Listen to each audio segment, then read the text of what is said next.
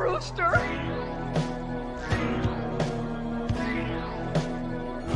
We all go a little mad sometimes.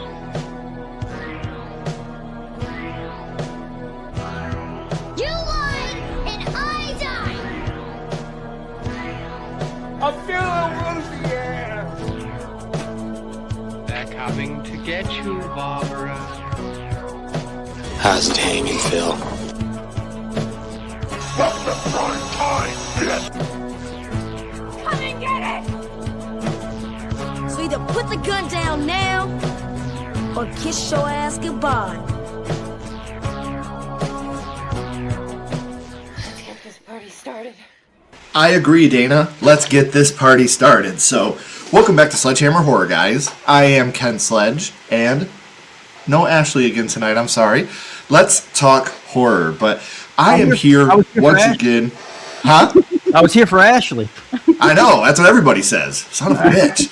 But as always, guys, I am joined tonight by two of my best friends on the entire planet, two people that I love very, very much, who are taking a break from their break to come and hang out with me for a little bit. They did drop a members-only video today, so make sure you're checking that out. But we have the beautiful That Horror couple, Rob, Kaylee. How you doing today, guys? Oh, man. Good. Thank you so much for having us. Feels good to be back in the swing of things, and it's the best way to do it, man, with good friends and good people. So, thank you. I'm so excited to have you guys here. Obviously, a lot of people have been asking how you guys have been doing.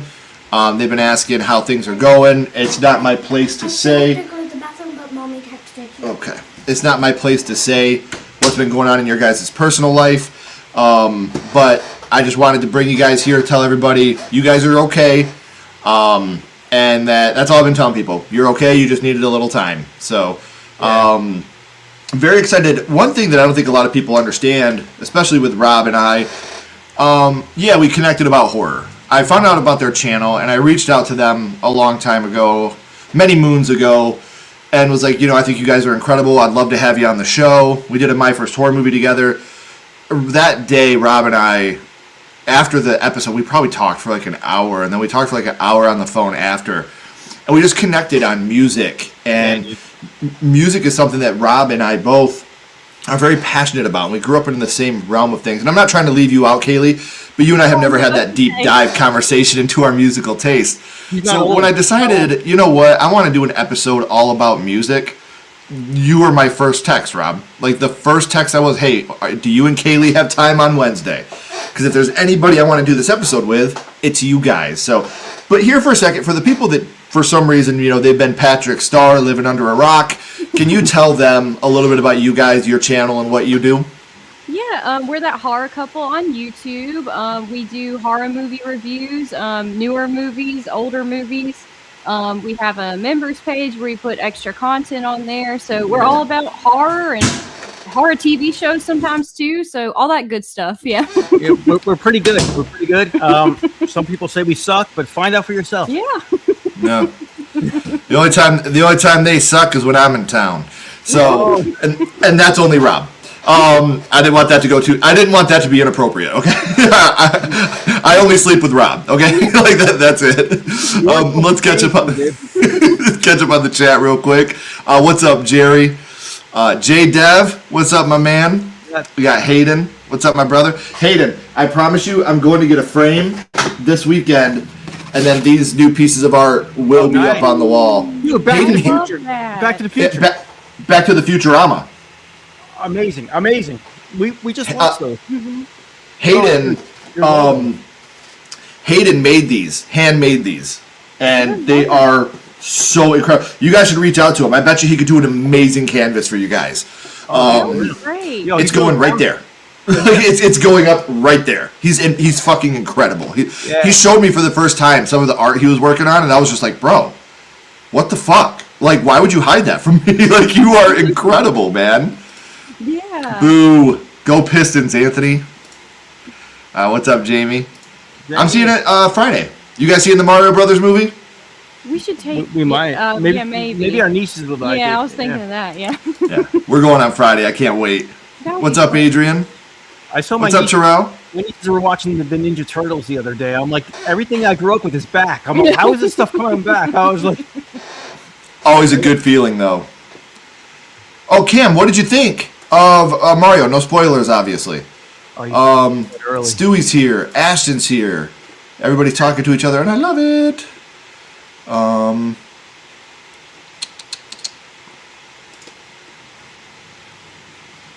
Happy belated birthday. And yes, Ashton's out here rocking it out. Hell yeah. Thank you. Thanks a lot, man. Yeah, that was a great win last night. Oh, right here. Yes, Hayden says, thanks for the compliment. Would love to make some more. Hit him up. I'll send you his Instagram information when we're done here. That way you guys can link up. I'm telling you, the man's incredible. And he does amazing, amazing work. Like, it's incredible. Really cool. He's got skill, man. He's got skill. I can tell he put time into that. I could tell he put time into that. Yeah, so. He did. And I'm so happy to have it. They shit like this, you guys, like, honestly, like this right here, and I'm not going to share what's written on the back of this because this is for me.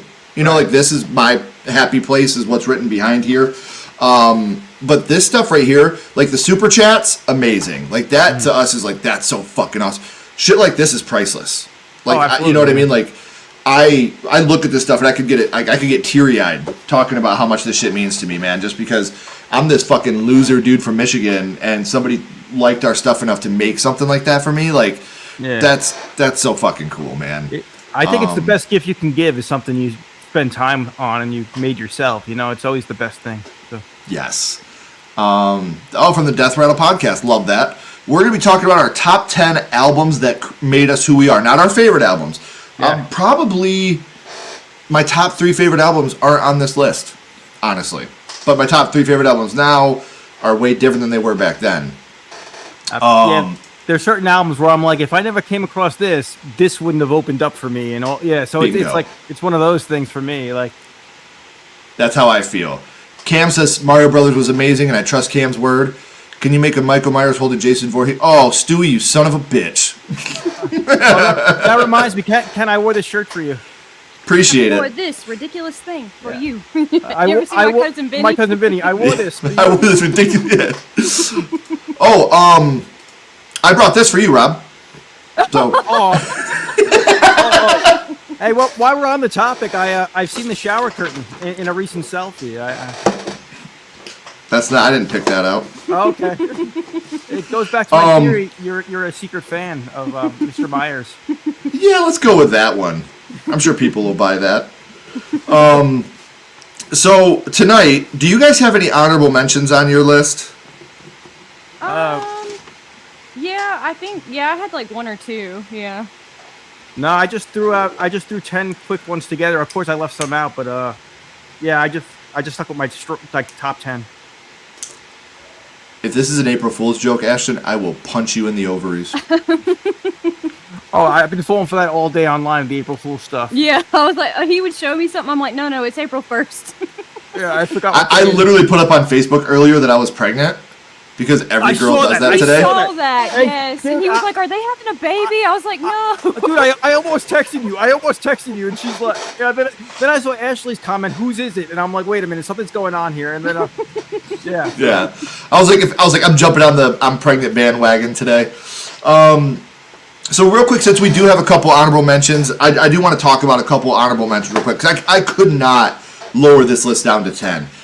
The first one I want to talk about is Newfound Glory's self-titled album, the one that had Dressed to Kill, the redoing of Hit or Miss, the re-recording of it. It had Second to Last, Eyesore, Boy Crazy.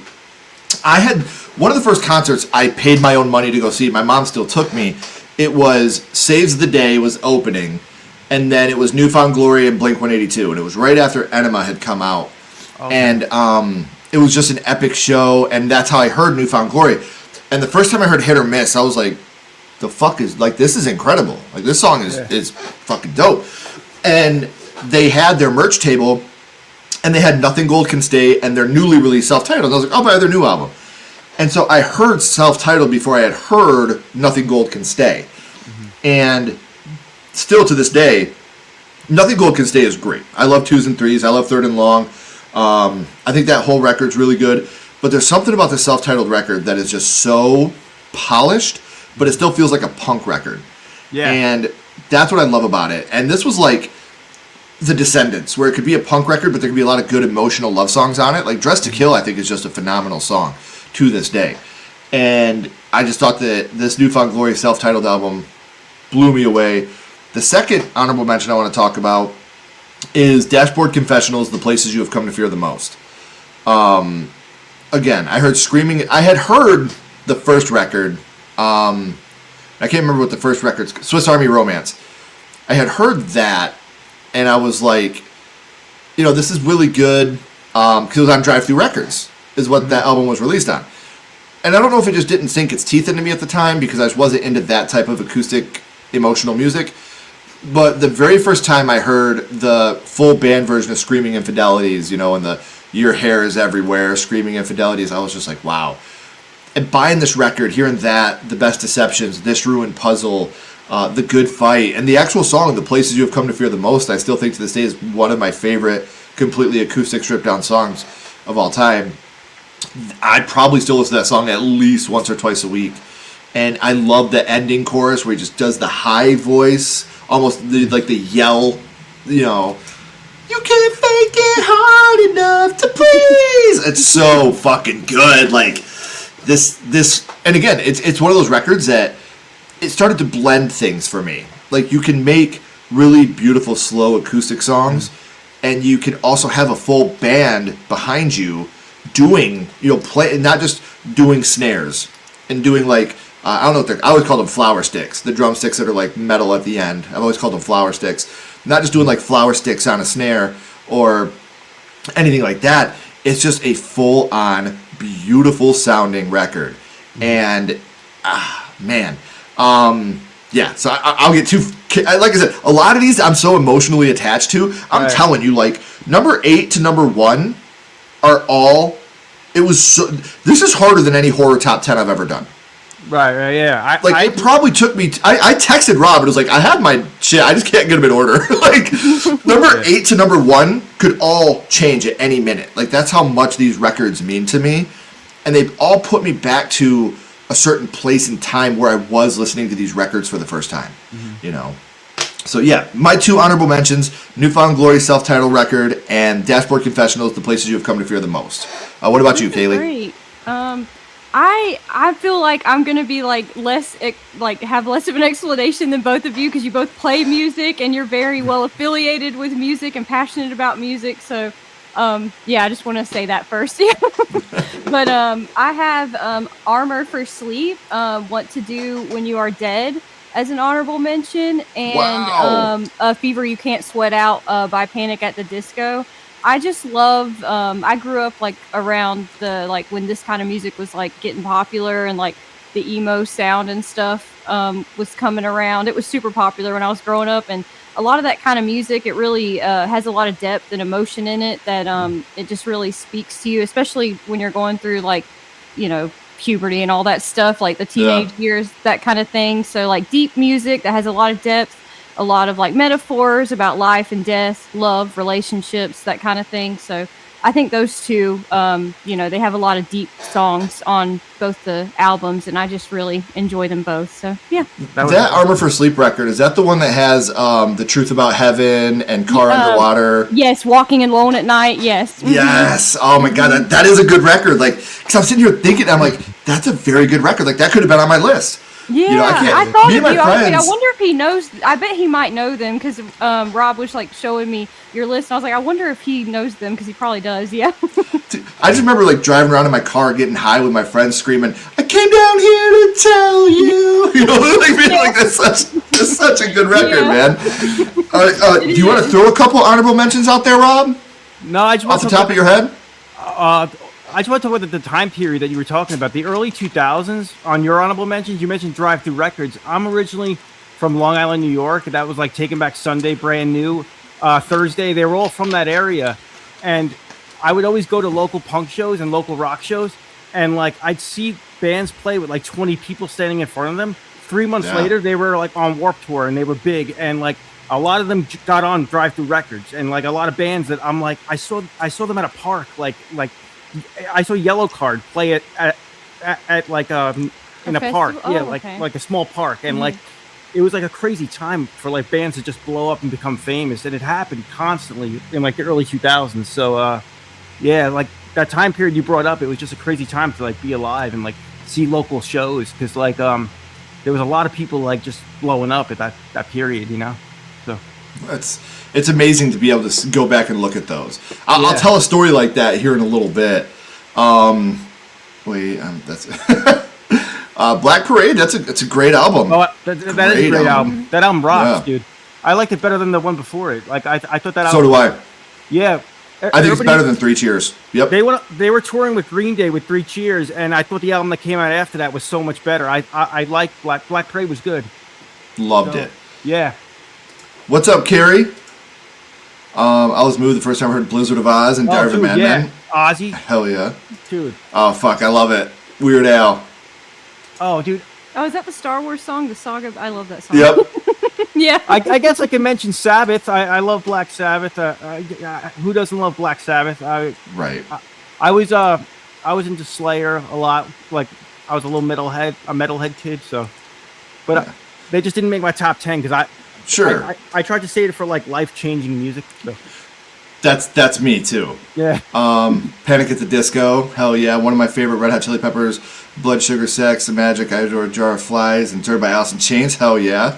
Oh, dude. What's up, Leanna? Leanna, I'm sorry. Flea made me want to play the bass, dude. Flea was just, oh my god, dude. Like, yeah.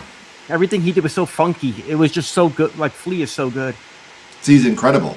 Oh my god. Hanson album? I don't know. Whichever one had bop, doobie dop, ba doo bop. You know? That's the only song I know by them. Me too. That's a great record. Great record. Oh, cool. Oh, Black Veil Brides. Great one. Bark at the Moon. Welcome to Black Parade. Me too. That's my favorite My Camera album. And it's funny because like my favorite song by them is that one. It's on Cancer. That song is so fucking sad, but it's so good. Like I love that song. Even the first song on that record. You know, if you look in the mirror and don't like what you see, you might find out firsthand what it's like to be me. I heard that for the first time and I was like, oh, I feel it. All right, so we'll actually start our top 10 now. And this, again, is a record that is a total timepiece for me. And I still, somewhere upstairs, have the CD, the original print CD of this before they changed the title of it. And it's Jimmy Eat World's Bleed American. This album had come out, and it was called Bleed American. Title track was #1 track on the record. A couple months later, 9/11 happened. And they thought, hey, how about we change the name of the record, just make it a self-titled record, it's just called Jimmy Eat World. They took out the Bleed American. Can't find a version of this called Bleed American anymore, which, respect to the band, they thought that was the right thing to do for them. Jimmy Eat World's previous record I thought was really good. And everybody's, Clarity is the best Jimmy Eat World record. Clarity is the best Jimmy Eat World record. Good record. But none of the songs really had the energy that this had. Like, this obviously has, like, Hear You Me, one of the saddest songs ever. You know, May Angels Lead You In, like, one of the saddest songs ever written. It has Sweetness, though, you know. And that song is a fucking banger. My personal favorite song on this record, If You Don't. I think that song is just so poetic and beautiful. Jim Adkins is incredible. This isn't my favorite Jimmy Eat World record. My favorite Jimmy Eat World record is actually one of their newer ones called Damage. I think Damage is front to back, possibly in my top 5 favorite albums of all time. But we're not talking about our favorite albums. We're talking about the albums that created us and who we are. And hearing The Middle for the first time, and now as a father, you know, it just takes some time, little girl, you're in the middle of the ride, everything will be just fine. You know, like, it really means more to me now than it did back then, hearing a song like that. And even back then, that song was so good. Or a praise chorus, you know, hearing the Simon and Garfunkel Crimson and Clover over and over, and just hearing that for the first time, being like, they're singing Simon and Garfunkel? Are you serious? You know, so like, yeah, this record was so damn good. And I also think that it's underrated in Jimmy Eat World's discography because it was the first one that really blew up. So people are like, it's their commercial album. Dude, My Sundown is more emotional probably than any song on Clarity, with the exception of maybe Just Watch the Fireworks. And me and Rob we shared a video with each other the other week. And this is not a quote from me, but I feel this quote for a lot of the bands that I'm about to talk about. It's from Fat Mike from NoFX. And he was talking about Green Day. And he said, Yeah. Green Day didn't sell out. They kept playing the same type of music. It's just that music got popular. And that's how I feel about these. None of these bands that we're going to talk about changed the style of music they were playing to try to make money. They kept doing the same shit they were doing. It's just the shit that they were doing started to become more acceptable in the mainstream. So Green Day didn't come out and be like, well, let's put on shirts and ties, and they didn't sell out to corporate.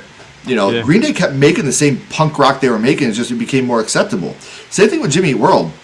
You look at Hear You Me, If You Don't Don't. I mean, Sweetness was a B-side from Clarity. Like the original version of Sweetness starts with guitar, and then it comes in with Jimmy singing the If You're Listening, Whoa. So a lot of what they did on Bleed American could have been done on Clarity. It's just polished because they had Flynn producing it. So, yeah, number 10, Jimmy Eat World, Bleed American. Good choice, man. Good choice. They were part of the Pop Disaster Tour, too, that I went to. And, it was Green Day, Blink, and Jimmy Eat World. And What a fucking lineup. They opened up for those guys, but they were tight as hell, and they were catchy as hell. And, it was like every song was like a hit on their whole set list. So it was good, man. So, Dude, and they're still making records today. Yeah, like, dude. Any band would kill to have the career that Jimmy Eat World had. Yeah. The longevity, never broken up, never stopped making records, never got in the public eye for dumb shit. They've just been a consistently great rock and roll band for 30 years now. Mm-hmm. What more can you ask for? Yeah, and so yeah, they're also they were like they're opening up for bands. I'm sure that they influenced Blink-182 and stuff because it's in Mark's book. I read Mark's book and he said they were listening to Jimmy Eat World constantly. That's how they got the same producer. Like, well, dude, even in the first what the fuck is that documentary they did? Boys in Vans or something, or Blink or Blink, yeah. Yeah, it was they had, like, Vans. No, the Urethra Chronicles. Oh, okay. Yeah, I have that too. I saw that too. Yeah. On that, Tom DeLonge talks about, he's like, my influencers are like Pop Quest, Jimmy Eat World. Like, he talks about Jimmy Eat World then, and that's back in the fucking Enema days. So, I mean, Jimmy Eat World has always been a huge influence on these guys. It's just, that's who they are. They are the influence of these bands. What about you, Kaylee? What's number 10 for you? Number 10 for me is Avril Lavigne, Let Go. I grew up listening to Avril Lavigne, and she just was like such a feminine, like, powerhouse, like, to me. Mm-hmm. I love her songs. Like, they just really spoke to me. Like I said, growing up, you have all these feelings, and like music is really an outlet for that, to help you express it and to deal with it. And I just feel like especially all these albums I have on my list, like, help me with those certain types of things at certain points in my life. So I love Avril, and I love like her like angsty, like, take no crap, like, attitude. And Let Go, it really like spoke to me as a teenager, and it still speaks to me as like a 35-year-old. So I had to put Avril Lavigne, Let Go.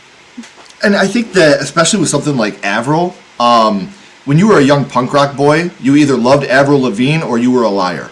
Yeah. Right. That was it. You know what I mean? Like, she's one of those people. When I was younger, I'd be embarrassed to like give her props, but now I could be like, she's a good songwriter.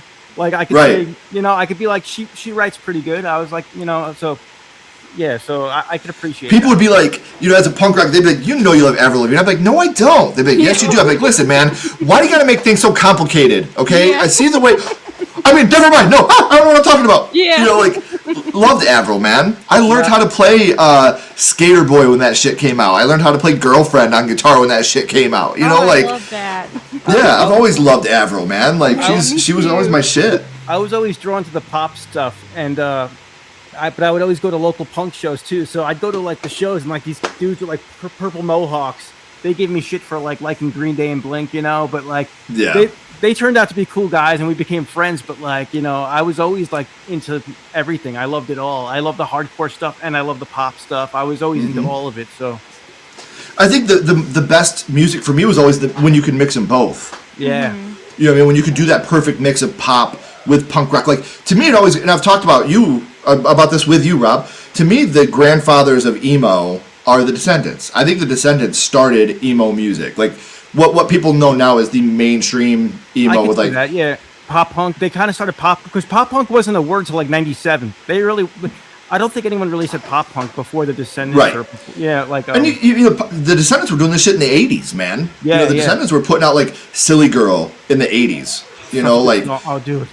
Yeah. yeah. So I mean, like to me, they are like the grandfathers of pop punk, like that emo pop punk, Yeah. like what Yellow Card and all them became mainstream in the 2000s. Descendants were doing that shit in the '80s, man, and it took off on the right people. So, what's number 10 for you, Rob? This goes back to my childhood, one of my early memories, and this one's from my dad. My dad was he was in a rock band in the 70s. He was a drummer, and I keep on hearing from everybody he was a great drummer. My uncles always tell me, your dad was a great drummer, your dad was a great drummer. And he was always rocking the CD in the garage while he was waxing his car, working on his car. And I got into it so it's AC/DC's Highway to Hell. This album like made me like, because before I could buy my own records, I would just borrow my dad's, and it was on vinyl. And to this day, like if I could play guitar like anybody, I would pick Angus Young. He's like the coolest guitarist in the world, I think. I just love how it's like blues rock solos. It's not shredding. I don't really care about shredding, but like the way he could solo is just so like amazing with the chords. I just think everything he does sounds amazing. I love Highway to Hell, but I also love like AC/DC's like newer. They dropped an album like 4 years ago. It kicked ass still. I love AC/DC. Haven't changed at all. And they're also one of those bands that like if you're a metalhead, if you're a punk, if you like rock and roll, everybody just loved AC/DC. I mean, I think most people can get down to it. So Yeah. I'm like AC/DC's got to be on my list. They're like one of my favorite like rock and roll bands. So Highway to Hell is like, dude, this record rocks.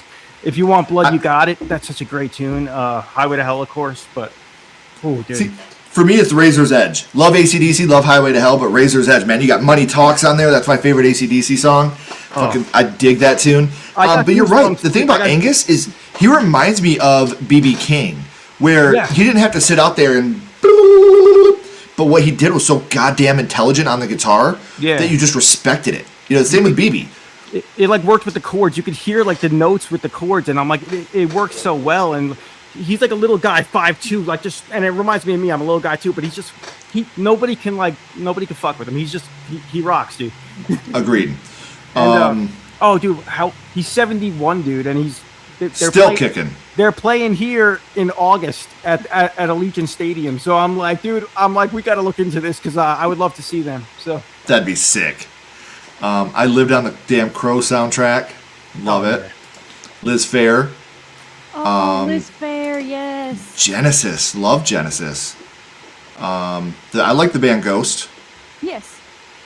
I know the guitar player. I have the album. Oh, sick. Leanna has it too. What is he? No, the Jimmy World before the change. Jimmy World. Jericho showed up on AEW tonight. Oh, I stopped watching AEW. Yeah, that's awesome. Oh, Metal's so good. I guess Jericho's The back. Annals. Yeah, fuck. I love Clarity's Harmonies, and it's something else to like. Same. You know, and I think Clarity is a great record. There's something about Bleed American that does a little bit more for me. Moody Blues. There we go. New York Dolls. Never heard New York Dolls. What? Never? Mm-mm. Oh, dude, check them out. They're very I will. good. I'll check It's them like out. yeah, like a JK, I agree. 70s rock and roll. It's good stuff. Bringing in Avril Lavigne. Nobody's Home was such a great song. Yeah. Hell Yes, yeah. you're getting a following. You're getting a following in the chat. Bad Religion and The Offspring. Hell yeah. Love them both. Love them Yeah. both. ICP was... Oh, yeah. Stewie grew up in Detroit with me. So we know about that ICP. I have not heard about Apex coming to Netflix. Have you guys? No. Yeah, I haven't seen it. Yep. Offspring. I love The Offspring, man. There's Ryan. He's here. What's up, buddy? Oh, thanks so much, Ryan. I love Madonna. I like Madonna. Still. I love Madonna too. Yeah. Madonna rules. Honestly, like, same thing. Like, growing up, a lot of my punk friends gave Americana shit, that Offspring record. And I was like, I don't know what you guys are talking about. This record's fucking great, man. Like, I don't know what you get. Because Pretty Fly for a White Guy made it to the radio. Like, they haven't changed. It's still the Offspring. Like, they still sound like them. Smash was great. Yeah. I had Smash on Anything cassette. Smash. Yeah. Ranted and Out Come the Wolves. Oh my God, that Stay tuned. It's Maxwell Murder, baby. It's coming. What, Dude, Maxwell Murder made me realize how hard playing the bass guitar can be. Matt Friedman has a YouTube channel and he plays bass and he says, leave your requests in the comments what you want to see. And I say, please give us a lesson on the Maxwell Murder bass solo. I request it every week and I haven't seen it yet, but it's one of those solos that everybody plays different on YouTube. So I'm trying to I still can't figure it out because he's on another level. It's incredible. The guy's it's fucking incredible. The guy's like that solo's hard on guitar, dude. Let alone on bass. He blows me away. He has spider fingers, and he's one of those bass players. You just scratch your head as you watch him play. You're like, what the hell? But how? By the way, Matt Friedman's on two. He was in two bands that are on my list, so I just want to give props to that. He's one of the best bass players in the world. So. Sick, dude. My favorite Pink Floyd record is probably the one that flew the most under the radar, and it's called The Final Cut. The whole record is one song that's cut into different tracks, and it's fucking incredible. The actual song, The Final Cut, is just one of the most beautiful songs I've ever heard. What was that Pink Floyd record? What was that Pink Floyd record where it was just sound effects the whole time? There was some Pink Floyd record where they just locked themselves in the studio and making sounds with random objects, and it was wild. I'll be honest, I was never a huge Pink Floyd fan, but The Final Cut just really spoke to me. I hung out with a lot of stoners, so that was kind of like I think it was called Uma Guma or something, and my buddy was like, dude, they locked themselves in the studio just making sounds on random objects, and it was the weirdest thing you'll ever hear. Like, right, that's fucking hilarious. Yeah. Number 9 for me is actually crazy story. My band, Hearts Bleed Black, opened for this band in Bemidji, Minnesota, at a club called the Mad Hatter, and we had never heard of them. They took the stage, blew my dick off.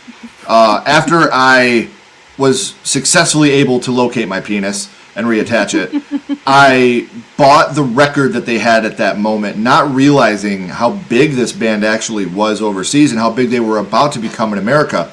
And that was Funeral for a Friend. And the record is called Casually Dressed and Deep in Conversation.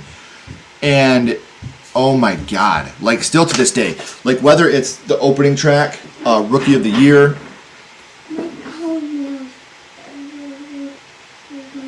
is it bleeding?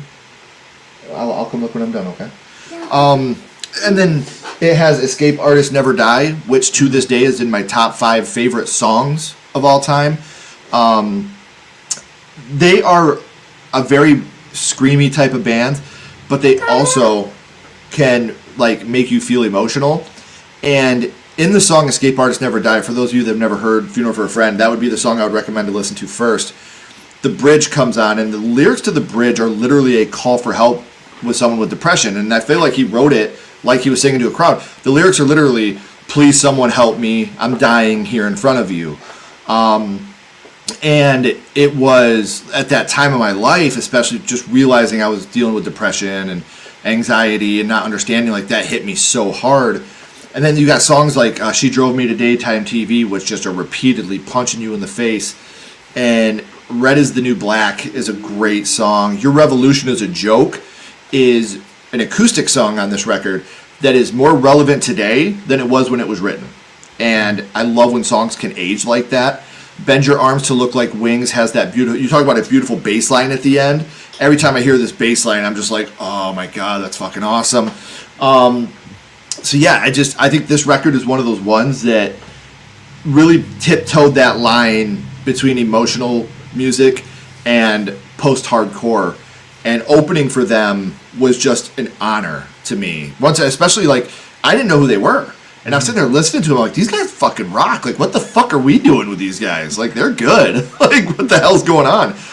And still one of my proudest moments, not being a parent or Sledgehammer Horror, one of the proudest moments of my life was me, my drummer Justin, my bass player Josh, Justin's mom and my mom, packed in a pickup truck with all our equipment in the back, driving from Michigan to Minnesota. And it was just absolutely incredible. So yeah, number 9 for me, Funeral for a Friend, Casually Dressed and Deep in Conversation. How about you, Kaylee? I like that review. They blew my dick off. Yeah. That's a great review. Once I successfully located said penis, I was able to enjoy their music again. This album blew my dick Yeah. off. Ken Sledge. I have Dizzy Up the Girl by the Goo Goo Dolls. Oh, nice. Fantastic. I love the Goo Goo Dolls. I think they're amazing. I love this album because it has a bunch of their the songs I know from the radio by them. That's how I know because they had so many radio hits. But I just think their music is really deep. I love their lyrics, how like ethereal and spiritual some of their lyrics are. Like I think they're great songwriters. He and, is. Yeah. Iris I think is like one of the most beautiful songs of like all time. Like I don't even get sick of it with the edits or anything that they do now. I'm like, this song is so good. Same. So good. Yeah. Wasn't their early stuff more like punk kind of? I think the Goo Goo Dolls were kind of punk, or they were kind of like grunge. I don't know. You guys have to tell me because you're they were way like more affiliated with like music kind of like stuff. grunge punk, and like their early stuff was kind of grungy and punky, and then It was definitely more grungy. Yeah. And it's funny because I hated Iris when it came out. And the reason why I hated Iris so much is because I tried to learn how to play it on guitar for a girl. Oh. And have you ever seen the tuning for that song? No, but actually I hear it in my head now. I could probably imagine. Is it open tuning? Is it like something weird? Here's going from low to high. D, D, D, D, D, B. Is it metal? Why would they? That's crazy. And I'm sitting there trying to figure it out as a kid. And I'm like, No. now I know why you don't want the world to see you. You're a dickhead. You know, like, so. Yeah, that's low. D D D D B. Yeah, Yeah. So, That's again, beautiful song. But yeah. as a kid, I was like, fuck this song. Why do you gotta do that to me? Going back to horror, they actually they had the Freddy song too. Oh, I love that song. They did? The wake. I'm awake now. That Yeah, I song love rocked. that song. Dude. Yeah. I love that song. Dude. For Yeah. sure. Good songwriting. Great record, too. Yeah. What about you, Rob? What's your number 9? I was a little metalhead in junior high, and I love this band. I still love this band, and it's one of those things where everybody's like, "Oh, they sold out." I'm like, "Nah." I was always defending them, but I always like bands that were like Metallica's "Ride the Lightning." Like they kick ass. I love metal bands that could pull off ballads, and that was them. I mean, this record I listen to constantly. I just love how they can kick ass with like "From Whom the Bell Tolls," and then they go into like "Fade to Black," like a beautiful song. And I love their new record too. I thought the latest record was really good. I mean, and you don't even have to be into metal to like Metallica. I think Metallica is just rad.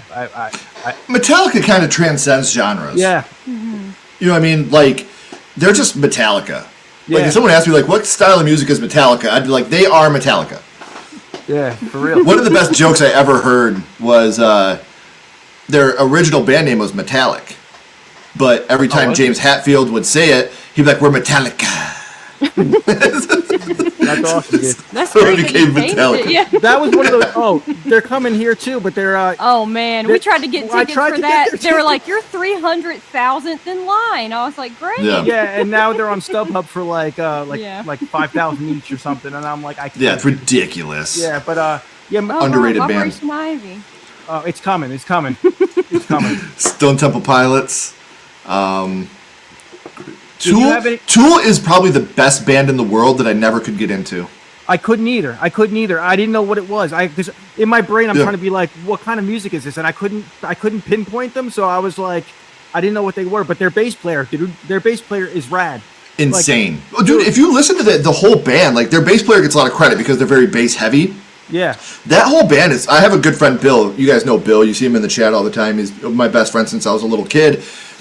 He's always been into Tool, and he's always tried to get me into him. And I'm like, dude, I want to, but I can't. I want to. Like I said, they are the best band in the world that I can't get into. You'll never hear me say a bad word about Tool ever. But they're that incredible. I had the same story. My whole crew of friends loved Tool, and they were like, check out this song, and I could respect the music, but I couldn't I didn't know what Flow kind. with it? I didn't know what kind of music. Bingo. It was.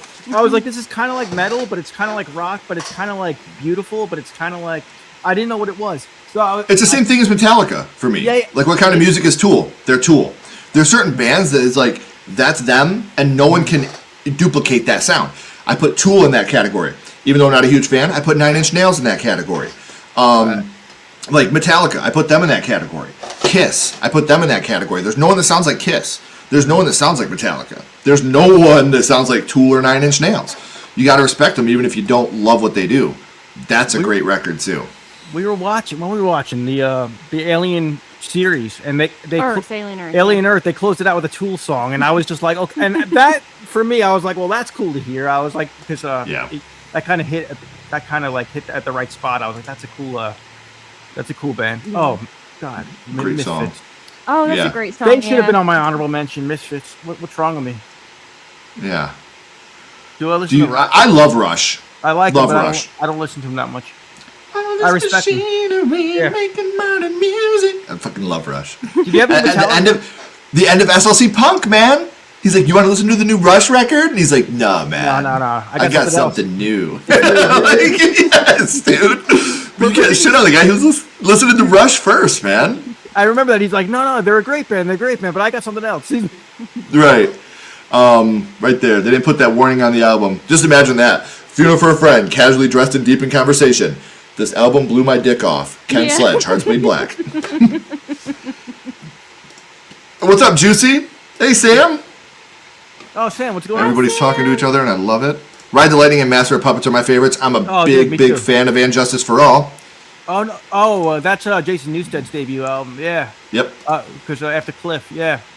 I was going to ask you, did you have any like Metallica records growing up? Everybody had like at least one. Like, and you know what? And everybody can laugh at me when I say this. I love And Justice for All, and I will fight for this to the death, forever and ever. Load is my favorite Metallica record. What are you talking about? Really? Like, can I ask why? Like, dude, I think it's because I bought that record with my own money. Okay. I went home and I wore that CD out. Yeah. And like I would sit there in my room with Load and learn how to do like Ate My Bitch, Hero of the Day, King Nothing, Until Wake It Sleeps. Yeah. You know, I'd sit there and learn how to play these songs on guitar, and I loved this record. And you listen to it now, and I guess you could say it's like the sell-out record, so to speak. But I still think it's not any worse than the Black Album. I didn't have a problem with that record, but it was like I don't know what the word is, less heavy, but still rocking. Yeah, like it was kind of it was more like alternative at the time. Remember the '90s term? They were like alternative. Yeah. Yeah. Okay. But then after that, I was Reload, which is kind of the same. It was just the extra songs that. But it did have Unforgiven too. That's true. Yes. Loved it. That's awesome. All right, so now I was saying this to Rob and Kaylee before. I might have said it on live. I can't remember. I'm old. 8 through 1, I'd say 8 through 2 are interchangeable. Number 1 is set in stone, and I'll give a big reason why. Coming in at number 8 today, this could be number 2 tomorrow.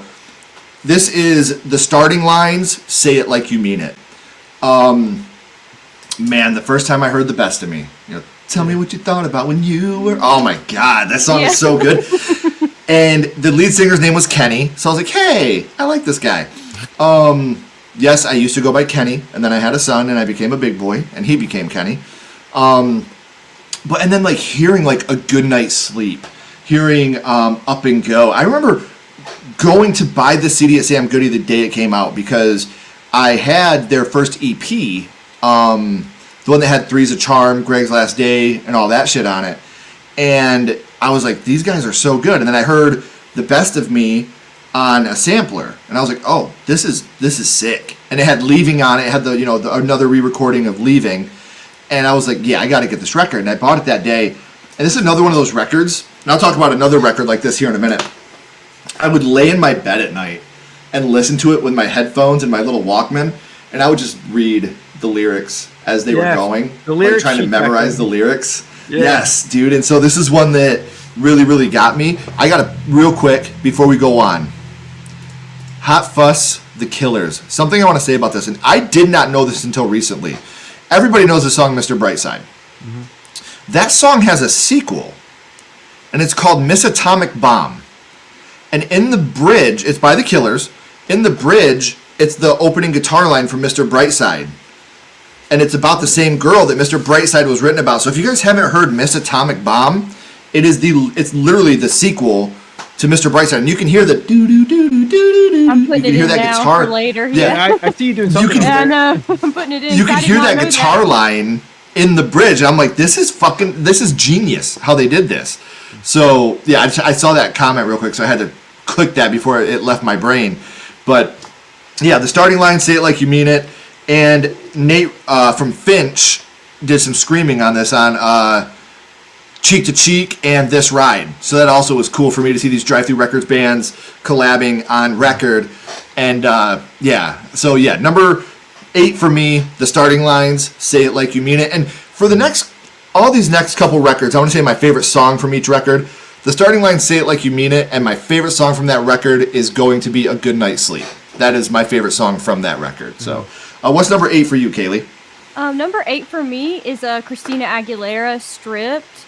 I just think she is like a pop princess, like powerhouse, and she kind of went like darker and more angsty like with this album. Like I had her first CD, like that was my first CD, like was her CD, Britney Spears, I think, and like the Backstreet Boys and NSYNC. You know, I was like 7.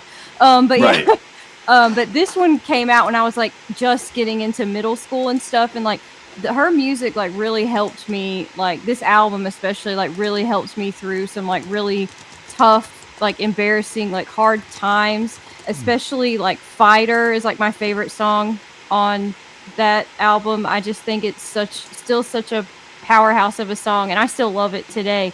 And it lets you know that no matter what you've been through, you can like transmute that pain into power and, you know, make yourself stronger. So, and say thank you to the people who put you through things that weren't so nice, because maybe it made you a better person and a stronger person. So yeah. Well said. Yeah. I like the variety. Very well we're getting. said. I like the variety we're getting tonight. I'm going to play something. You guys tell me if you could. Can you hear this? Or no? No. You guys can't hear anything? No, I No. just hear you. Damn. All right, I'm going to have to do it on my phone. I'm going to play something here in a little bit, and I would have rather have done it on the computer so you guys could hear it, but obviously you can't. So, but I do love that choice, by the way, because she is extremely underrated. How about you, Rob? What's your number 8? All right, so after I got into like, I became like a punk rock kid going to shows, and I got into all different kinds of punk bands. And this band will knock you on your ass. This CD will pick you up, throw you down, pick you back up again. And I think they're one of the greatest punk bands of all time. Like, and Bad Brains, the original self-titled record. Yes, dude. Man. HR is one of the best frontmen in the history of music, and if you watch his documentary, he struggles with depression, he struggles with mental health, but Bad Brains kicks ass, and this CD came out in 1982. If you listen to it, I cannot believe this album's older than me, and it kicks ass. Like, and there's reggae on it, there's hardcore punk on it, and they came in at like a time when like punk was like mostly just white guy music, and Yes. these 4 guys they're black guys, and they stole the show. They definitely they buried all these guys, and you know what I mean, and they didn't look like the stereotypical like punk guys, you know what I mean, like so. Yeah. But remember in SLC Punk, he's like, we did it harder, we did it faster, we did it Yes, more and that's love." exactly what it was. Yeah, that's So- exactly what it was. Rob, you're lucky enough to have the beautiful Kaylee with you. I don't have her with me, but we got her with us now. Ashley's here for a little bit. What's up, babe? Oh yeah, Hi. the party has guys? started. What's up? Hey. Oh, it's so good to see you. So, Good to see you guys. we're talking about our favorite records of all time. Now, what I got to say about Ashley is Ashley's not much of a I'm going to go buy a record person. She's more of a I like every song ever that I like, and if Ken likes it, I fucking hate it. So, That's not true. What- On my playlist, it goes anywhere from Disney music to hardcore to rap, pop. Like I That's love her. every That's genre. Kaylee. yeah. So, if you had to say, like, one of your favorite albums of all time, like, who would be some of the artists that you would say? I don't even know. I have no idea, to be honest. That's Ashley. She's just like, you know what? I like this song. I like Yeah. this band. I mean, That's- I That's might me like too. a I had to song from research, someone, yeah. but I might not like the entire like album. Like that's I don't know. If I can dance to it, like Right. while I'm driving to work, One of my guilty pleasures, actually, is one of Ashley's favorite artists, and we're really hoping to go see her in concert this summer, and that's Pink. I do Oh, like Yeah. Nice. Huge She's guilty awesome. pleasure for me. Yes. The very last show that Hearts Bleed Black played, we covered "Please Don't Leave Me" by Pink.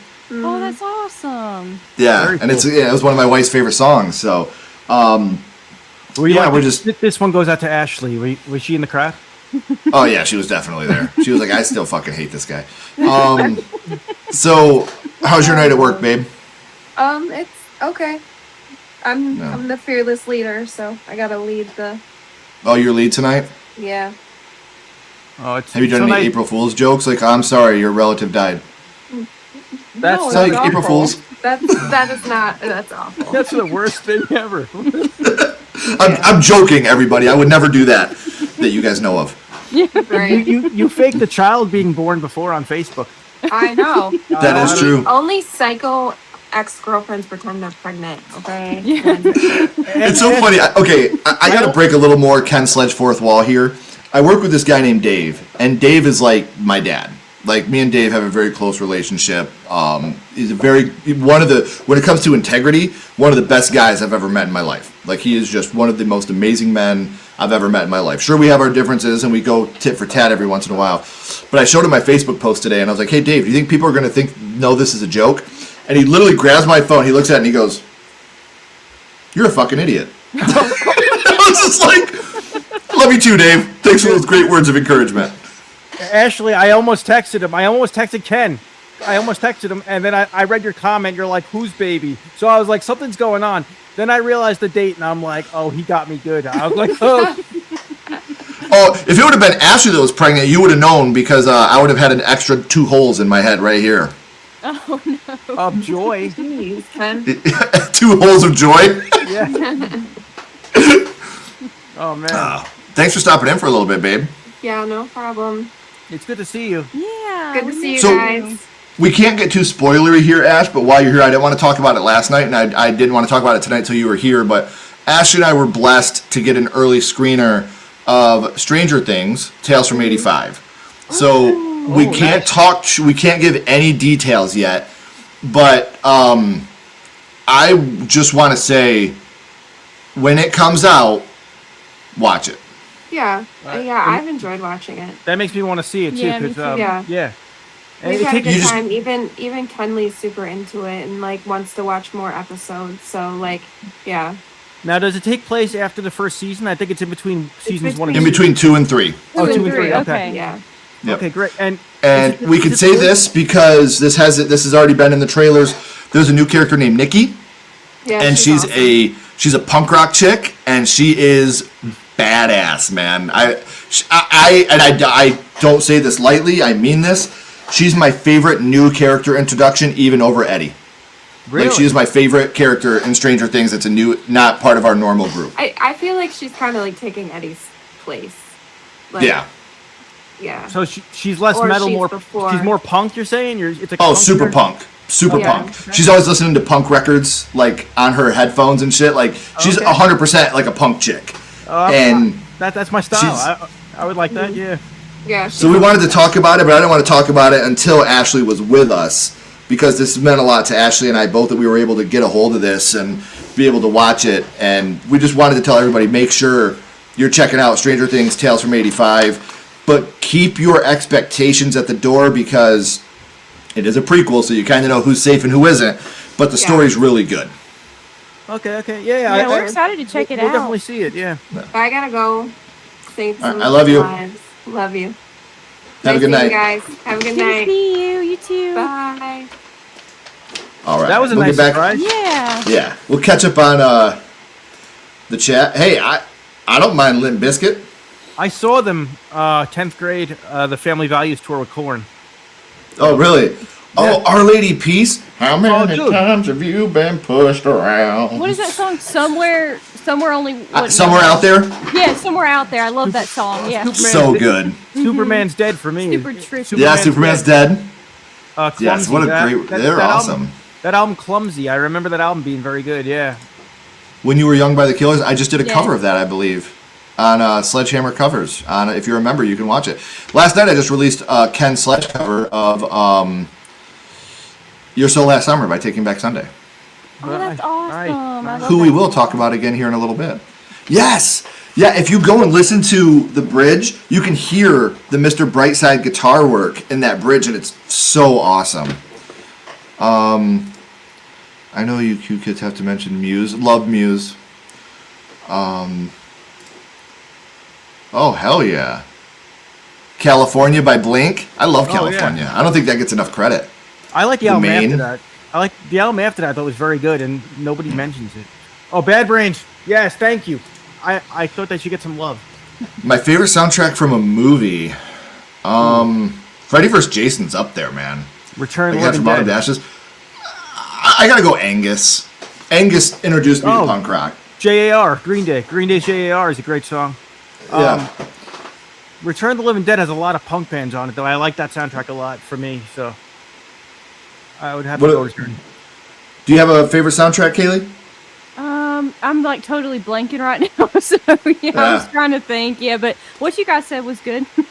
Oh, Beastie Boys. Beastie Oh, Boys. dude. You know the Like Beastie Phil. Boys started as a punk band called the Young Aborigines. Yes, they did. Yes, Love the Beastie Boys. Paul Revere, man. they One of rock. them- oh, God. Intergalactic. They're Yes. dope, dude. They're dope. Dude. Brand New Eyes. That has All I Wanted Was You Wanted, I believe, and that has the best vocal work of any. I don't give a fuck what anybody says. All I Wanted Was You by Paramore has the best vocal work of any song ever. Holy shit, so good. I love Paramore. Yeah. Right Said Fred. Losing My Religion, great song. Oh yeah. New metal at the time. I loved Korn, Slipknot, Disturbed, Cold Chamber, Mudvayne, Chevelle. I'm still a metalhead. Love it. Oh my god. Sorry, I'm not home right now. I'm walking in the spiderwebs. Love that song, dude. Yes, Yeah, dude. such a great record. I had that record. It's catchy as hell. Yeah, that's me. I do have the dark humor. Oh, the Vandals. Oh my god. yeah. What was that? Hitler Bad, Vandals Good. Such a great record, KK. Love that record. I tell them all my girlfriend's dead. Remember that? Yes, man. It's such a catchy. Yeah. Oh, Family Oh, Value. Yeah. Rammstein played too. Yeah, he's right. Yeah. Rammstein played that night. Korn, Limp Bizkit. Yeah. I was like 14 or 15. Yeah. I remember. It's so good, man. I had my Janko jeans on. Hell yeah, dude. You stepped in a mud puddle and they went all the way up to your fucking thighs. I miss those, dude, because they were so comfortable. The pockets were deep, like down to your knees. All the way, dude. Yeah. You had to wear a wallet with a chain or you'd never find your wallet again. And my school had a rule against wallet chains for some reason. I still wore it. I'm like, I need my wallet chain, dude. Yeah. Janko Magnums. Remember the back pockets were down to your ankles? I don't know if you remember Yeah. that. Yeah. Oh, Insane. Yeah, but I remember Family Values tour. I wore my Janko jeans. I wore like a Korn T-shirt, and those bands were playing. I remember that. So That's incredible. it was the rap metal era. Yeah. Yeah. So number 7 for me, this is again a band that would be in my top 3 probably favorite bands of all time, and it's the Ataris. And a lot of people would say Blue Skies, but no, for me it's End Is Forever, man. Like when I heard Giving Up on Love, Summer Wind Was Always Our Song, IOU One Galaxy, Bad Case of Broken Heart, Road Signs and Rock Songs. It's crazy. They actually have a song on this record called Song for a Mixtape. And the song starts off with Silly Girl by the Descendants. It has Silly Girl, I'm begging you, like the actual Descendants clip, and then they kick in with their tune as it's going on. Oh, that's and he rad. says, I made you a mixtape. It had Built to Spill on the Descendants. Hell, I even put one of ours on it. This record, again, me and Ashley, we went to see the Ataris at St. Andrews Hall in Detroit. And it was such an intimate show. And there was probably 75 people there. And they played for like an hour. And they were like, you know what? We're not going to stop. What do you guys want to hear? And they played for like 2.5 hours that night. Because it was just a small, I think there was a huge like rap, something going on in Detroit that night. So there wasn't a lot of people there. And they were just like, we're just going to keep going. Are you guys okay with that? We were like, does a bear shit in the woods? Wipe his ass with a white rabbit? Yes, we are okay with this. And so, like, and Chris I wish Ashley was still here so she could tell this story. I'm going to pantomime this story, okay? Mm-hmm. This is the only time ever in my life I was nervous to talk to somebody, because Chris Rowe's like my idol. And so I'm standing there and I see him, and I'm looking at him, I'm like, I want to talk to him. And Ashley's like, go say hi. I was like, he's not going to like me. So finally I was like, fuck it. And I walked up to him and I was like, hey, Chris, can I get a picture with you real quick? He's like, yeah, I got to pee, hurry. And I'll try to find the picture. I put my arm around him and I'm like, because I'm so fucking nervous. And Ashley's like, I've never seen you like that. I was like, Aww. He doesn't like me. Like, it was like, I got a similar story about Lars from Rancid when I met him. So yeah, I'll tell you that when it's coming up. So okay. But, the Ataris, San Dimas High School Football Rules, so that song. I love Boys of Summer. Yeah. Yep. Their songs are catchy as hell. They were on tour recently with MXPX, and I was like, that lineup together is so like, I love that lineup, and that's one show I would love to have been to. Yeah. So such a choice. Oh my god, those two together. Oh, Life in General by MXPX. It should have been so good. Oh, what so good. One of the best pop punk records ever. Yes. But As End Is Forever is my number 7, and my favorite song on that, which is actually Ashley's favorite Atari song, Summer Wind Was Always Our Song. That's my favorite song off that record. So, what's your number 7, Kaylee? My number 7 is Taylor Swift, Fearless. It came out during a time, another one of those girly, like, poppy type records where, you know, the music really spoke to me, because, you know, we're like a year apart. So like the stuff she was writing songs about was things that I was going through at the same time, you know, the relationship type stuff. And I just love her songwriting. I think she's a great songwriter, and it's been really great because as she's like released new albums over the years, like I've been with her since the very first one. And I love her songwriting. It's really helped me out in like with certain transitions in different parts of my life. So yeah, I had to put Taylor Swift Fearless. I think she's cool. Like she covered Green Day a couple times, and I thought that was cool. And she hung out with Billy Joel. So I think she writes okay. I think she could write. Her little known fact, and you can find this online. Her and Jimmy Eat World did a cross cover. Jimmy Eat World did We Are Never Getting Back Together, and she did The Middle. And they covered each other's tunes. I have to look that up. You guys may not believe this. Midnights by Taylor Swift barely missed one of my honorable mentions.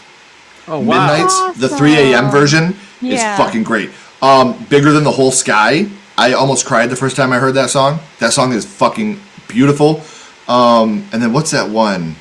High Infidelity. That song is like, that will rip your heart out. Do you really want to know where I was April 29th? Do you really want to hear how he brought me back to life? Like, that hurt my chest. Like, oh my God. Yeah, she like has a way of telling a story through her songs that makes you feel like you're the person that wrote it and is experiencing it in real time. Like love it. Yeah. But let's be real. I mean, Fearless had Love Story, You Belong With Me. Like, it's funny, the older You're I not got, sorry, yes, I listen to everything. You know, like, I still have my heart in punk, emo, metal. But, like, someone like Taylor Swift, like, love her or hate her, she writes her own tunes. You know, like, she's a hardworking young lady. Like, I don't see how you can be so hateful towards her as a human being like people are. I'm like, dude, I respect her more than a lot of pop stars. You know, she started in country music, making great country music that she wrote herself. She moved on to pop. She became one of the biggest stars in the world, and with that comes hate. That's just how it goes. I got a lot of respect. I love her. Every time a new Taylor Swift record comes out, I listen to it opening night. Yeah, me too. I have it all on my like Spotify. I'm like, gosh, she's great. I love her. That's awesome to find out too, because I love that you wouldn't like think her too, I didn't think it would be on your list at all. So that's awesome. Oh, I'm telling you, Midnights, that whole record, like, what's that one? You're gonna go, not You're Gonna Go Far, Kid. What the fuck is that song called? You're On Your Own, Kid. Yes. Love that song. Oh my God, that song is so damn good. But yeah, that whole Midnights album, like when that came out, like when I would run, like that would be in my ear the whole time I'd be running, and I would just listen to that record, the 3 a.m. edition, over and over and over. Because she does have these elements of, what's that other one? Hold on, I gotta look up that record real quick. Yeah, I was gonna say I have it right here. I could look it up. I have it. It's playing in my head right now. I just gotta think of the name of the song. Midnight. Snow on the Beach is great. Yes, What's the one I'm thinking my of? favorite. because Snow Lana Del Rey's on the on. Yeah, beach. it's like ethereal. It's so like Yes. yeah, it's So good. so good. You Yeah. guys are Swifties. yeah, For sure. awesome, man. I love her. I seriously think she's great. Like, I and that's do, not me being yeah. like. Whenever I say that, people are like, "Oh, hilarious." I'm like, "No, it's not." What is that song? Is it Midnight Rain? Midnight Rain is that's a beautiful one. I love Labyrinth. God, yeah. Oh, I hear that. All of Me changed like midnight. That is Midnight Rain. Yeah. Yes, I love that song, man. That song's so good. It is. She's so good. All right, what's your number 7, Rob? Okay, yeah, when I was about 12 or 13, I think I was 11 or 12, maybe 13, I was into Green Day and I was into Blink and I was like into a few other bands and I was telling, I told my aunt that I like punk rock and all that and she's like, well, if you like punk rock, you got to like get into the Ramones. She's like, it's like a rule. So she bought me this album for Christmas. It's the Ramones Mania. It's the Ramones Greatest Hits record. Yeah. Sorry, Blair. Yeah. Yeah, this album I listened to constantly, and it broke down like all the greatest stuff from like their whole catalog, and they just have an amazing sound especially for the time period they came out, the late '70s. They sound like kind of like a rockin' Beach Boys, and just great songwriting. And the downstrokes on guitar of Johnny Ramone, that was just he like so good. He dude. invented that style like that. I realized that's why they had their guitar strap so low so he could do that and like do it fast because everything was downstrokes. They didn't do the upstrokes. So the Ramones rock. They influenced Metallica. They influenced bands you wouldn't think. Like so they influenced Green Day. They influenced like all these bands. They're like the grandfathers of punk, you know. So Agreed. I love the Ramones. To this day, Pet Sematary is one of my favorite songs too. Amazing, yeah, amazing. So incredible. Princey says, "My Chem the Black Parade." We're getting a lot of Black Parade love tonight. It's a good album. I Don't Love You is very deep. Very I love deep. it. Yeah, that's a good song too. Very true. Do you love it when your kids like the same music as I? It's so funny because my daughter will listen to music and I'm like, "What are you listening to?" And she'll show me. Like lately, she's been getting into like modern baseball and shit like that. And I'm like, "Babe, I listen to this in the car all the time." She's like, "I don't listen to what the fuck you listen to. I don't care if you're listening to it." I'm like, "What the hell? You could have been listening to this years ago if you just listen to what Dad listens to." Very good. I'm running into Hung out with like, Rancid in '95. That is so sick. oh, dude, nice. What's up, Matt? Were they cool? I hope they were cool. Yeah. Oh, everything. Yeah, like I said, I got daughters too, so my daughters turned me on to Taylor Swift. Midnights, yes, love that album. Her 3 a.m. edition is the best. Yes, woulda, Yeah. coulda, shoulda. Such a good song. I love when she added Lana Del Rey onto Snow on the Beach. Yes. And I love the second version that they released of that song too. Both versions are so good. Yeah. So good. Yeah, it is. I'm not a huge fan. Top 3 Midnights, Antihero, You're on Your Own, Kid, Karma. Yes, love Karma. I still got to say Midnight Rain. If I had to choose my 3 favorites, it'd be Midnight Rain. I really like Labyrinth. I think Labyrinth is great. And then Bigger Than the Whole Sky. I love Bigger Than the Whole Sky. What's up, Joel? Yo, what's up? Yes, I don't want to be buried in a pet cemetery, baby. I like the Ramones love. That's awesome. Please. That's awesome. And sub to this amazing channel as well. Thanks so 2020, much. 24 hours to go, baby. Remember in Idle Hands when the Offspring covered that when they were at like prom? Yes. That's so cool. Have you ever seen How the cool Ramones? is that? Have you ever seen the Ramones movie, Rock and Roll High School with Rock, PJ rock. Souls? Yeah. Yeah. That's such a great. Rob showed it to me like last year for the first time. I thought it was so good. It's Oh. amazing. Yeah, and the whole thing's about PJ Souls is cutting class so she could drag her friend to a punk show. That's the whole thing, and I related to that because I took Kaylee to a few punk shows, and it was I was like, I loved watching her like Experience it? experience it, and she looked over at me and she was like talking about the mosh pit. She goes, "Why are they running into each other?" I'm like, "Cause it's fun, man." You're like, give me a minute and I'll tell you. Run up there real quick. Harry Styles, very good looking man. Evanescence, great record. Fallen. Yes, we might talk about that again. Isn't that Yep. Yeah, we might talk about that one. So my number 6, again, this could be number 2, but as of right now, I'm going to put it at number 6. It's Enema. Blink-182, Oh, yes. Enema of the State. Again, this record, Beautiful. I'm telling you guys, like, and this is no lip service. This is not me being funny.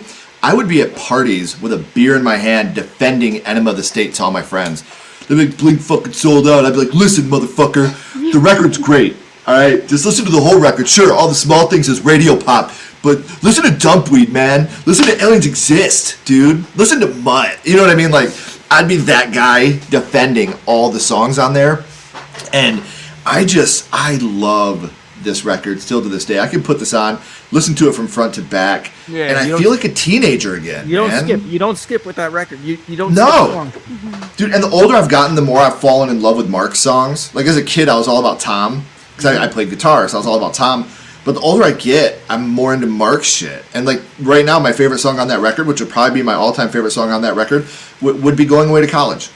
I love Going Away to College, but it's different now. Like, as a 40-year-old man, it's hard for me to sing that song. I don't want to be driving down the road like, is my picture still hanging in your locker? What the fuck am I singing? I hope not. I always liked Wendy Clear and Wendy Clear. That could have been a single, I thought. And Wendy Clear is a good tune. Mutt is a fantastic tune. Mark's bass playing, I always thought Mark was like a simple bass player, but like he really goes off on his own a couple times. And Mutt was one of those songs where it's like, Mark Hoppus is underrated. I still can't believe Man Overboard was a B-side on that record. Man Overboard's my favorite Blink song of all time. Number one. Was it on the live record? I think it was on the live. Yep. Yeah. Yep. But it was. You can find the Jerry Flynn recording. They recorded that song for Enema of the State. It did not make the record, but you can find the Jerry Flynn recorded or produced version of it still to this day. It's on YouTube. I'll send it to you. But yeah, that song was a demo for Enema of the State.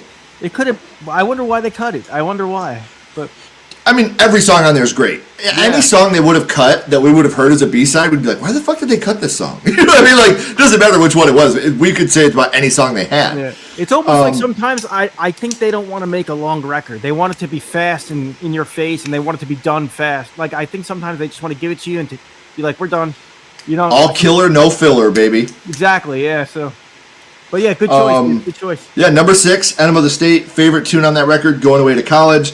How about you, Kaylee? What's your number 6? My number 6 is Fall Out Boy, Take This to Your Grave. I remember having this downloaded from LimeWire before Sugar We're Going Down Swinging was on MTV or on the radio. And I felt so cool because that usually wasn't me because I love the radio stuff. So for me to have had a downloaded mix CD of a band that hadn't come out like yet or whatever, I just thought that was super cool. And I love every single song on this record. It really made me fall in love with the whole like emo pop punk type music. I think they're great, and I love the record. And I, like I said, I thought it was cool because I had it before their hit single hit the radio. So yeah. I mean, and that had Saturday on it, which was a great tune. Tell that Mickey made my list of things to do today. Yes, that was my favorite song on there. So good. I like the last song on that record. It sounds a lot like Taking Back Sunday. That and when it all goes to hell. Yeah. Like that song's fucking great. Does. Yeah, they do. Yeah. I think that's what made me kind of fall in love with like bands like Taking Back Sunday and like more of the other like emo pop type stuff was like Fall Out Boy. So yeah. I think about 3 or 4 years ago there was a tour, Weezer, Green Day, and Fall Out Boy, and I'm like, that would have been that would have been amazing. That would have been a cool. Yeah. I think it's so cool those bands played together and toured together. So I was like, that would have been a cool lineup to catch. That would be. Was it Hella Mega Tour or something? Yeah. Were All American on that one too? They might have been. That would have been really cool. I think it was certain dates, but yeah. Yeah. Somebody I know went, and they said Green Day closed the show, but they said Weezer was like in the middle, and they said Fall Out Boy opened the show for everybody. So that would have been a cool. That's such a good lineup. We would have both had a good time. Yeah. Yeah. That's something we could have been like. Yeah. Mm-hmm. Yeah, that would be a fucking amazing show. All right. What about you, Rob? What's your number 6? Okay, I said before, like, punk was like one of my biggest influences, and when you talk about the punk rock tree, there's different branches of it. You know, there's hardcore punk, there's ska punk, there's reggae punk, there's all these different punks, and this band I think is the greatest ska punk band in the world. It is. And it's a perfect record. It's Energy, Operation Ivy. Operation Ivy. This band is they influenced so many people. They only gave us one full length, but and they were only a band for 2 years. They were only a band for 2 years, and they broke up. But their influence still sticks around. I think it's like the perfect record. Matt Friedman's bass playing. Jesse Michaels, by the way, happy birthday today. Jesse Michaels' birthday is today. The singer. Oh yeah. And Operation Ivy. I think they're the greatest ska band in the world. I really think so. I put them up there with Less Than Jake. Yeah.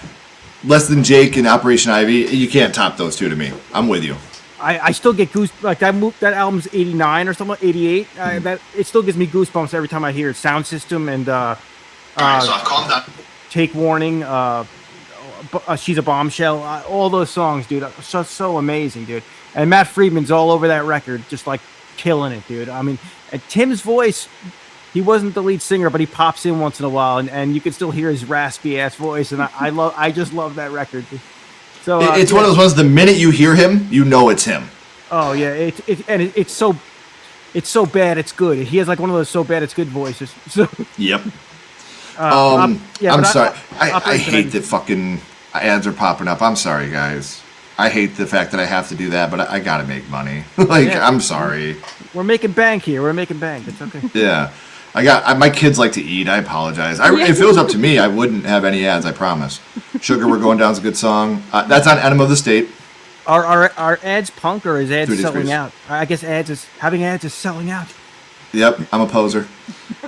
That was the worst insult when you were a kid. If someone called you a poser, I'd be like, Yeah. "Oh, motherfucker, where you at? dude. Where you at, motherfucker? Let's go."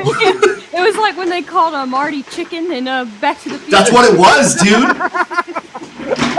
Like, the only posing I would be doing is over your fucking dead body, motherfucker. You know what I mean? Like, don't call me a fucking poser. Breaking Benjamin, I Will Not Bow. Yes. I love that. Bad Town. Oh my god. What's up, everybody? Having a great night. Yeah, but Ken, you love Op Ivy, right? You have to Yeah. love it. Oh yeah. Oh, If Less you Than were- Jake for sure. If you were in the 90s and you skateboarded, you would listen to Operation Ivy. Like Always.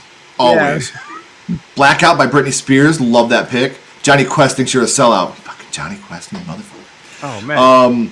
All right, coming in at number 5 for me. This is not the band that introduced me to this style of music, but this is the one that made it very popular to me. I went to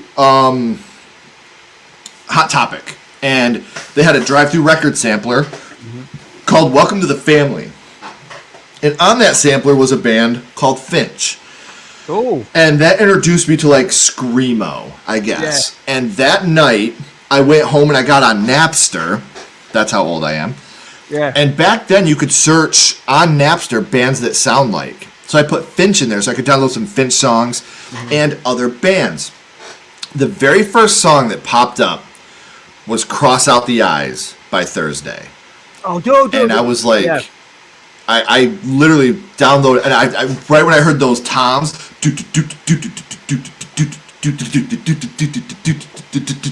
I was in. I was like, what the fuck is this? The next day, I went to Sam Goody and bought Full Collapse. I'm not kidding when I say I listened to Full Collapse by Thursday on repeat. I learned how to play every song on guitar. I think that those are some of the most deeply emotional lyrics of probably any record that I've talked about or will talk about. I mean, like, Paris in Flames is about Jeff Rickley's best friend that was a black member of the LGBTQ plus community and what he went through and how Jeff was, trying to relate to him. I Am the Killer is about realizing I'm the one with anxiety and depression and I need to be able to step outside of myself and be able to admit that I have a problem. And, understanding in a car crash, one of my favorite melodies of all time, the broken watch you gave me turns into a compass. It's two hands still pointing to the same time. 12:03, our last goodbye. And I love the melodies when they're singing that. And then the one that hooked me for real, the very last track on that record, How Long Is the Night? The whole song is punching you in the face. And then you get to that bridge, and it's just the melancholy guitar. And, it's just, oh my God. The day looks so bright in the pictures in the photo album that you gave me, and that's all I have to live for. like, and it's just like, if you've ever been heartbroken, you feel that. I'm falling down, and you're not here to catch my fall. I close my eyes when you're around. I hold my breath to kill the sound. Like, oh my God. And it's so, like, the melodies of it are so great.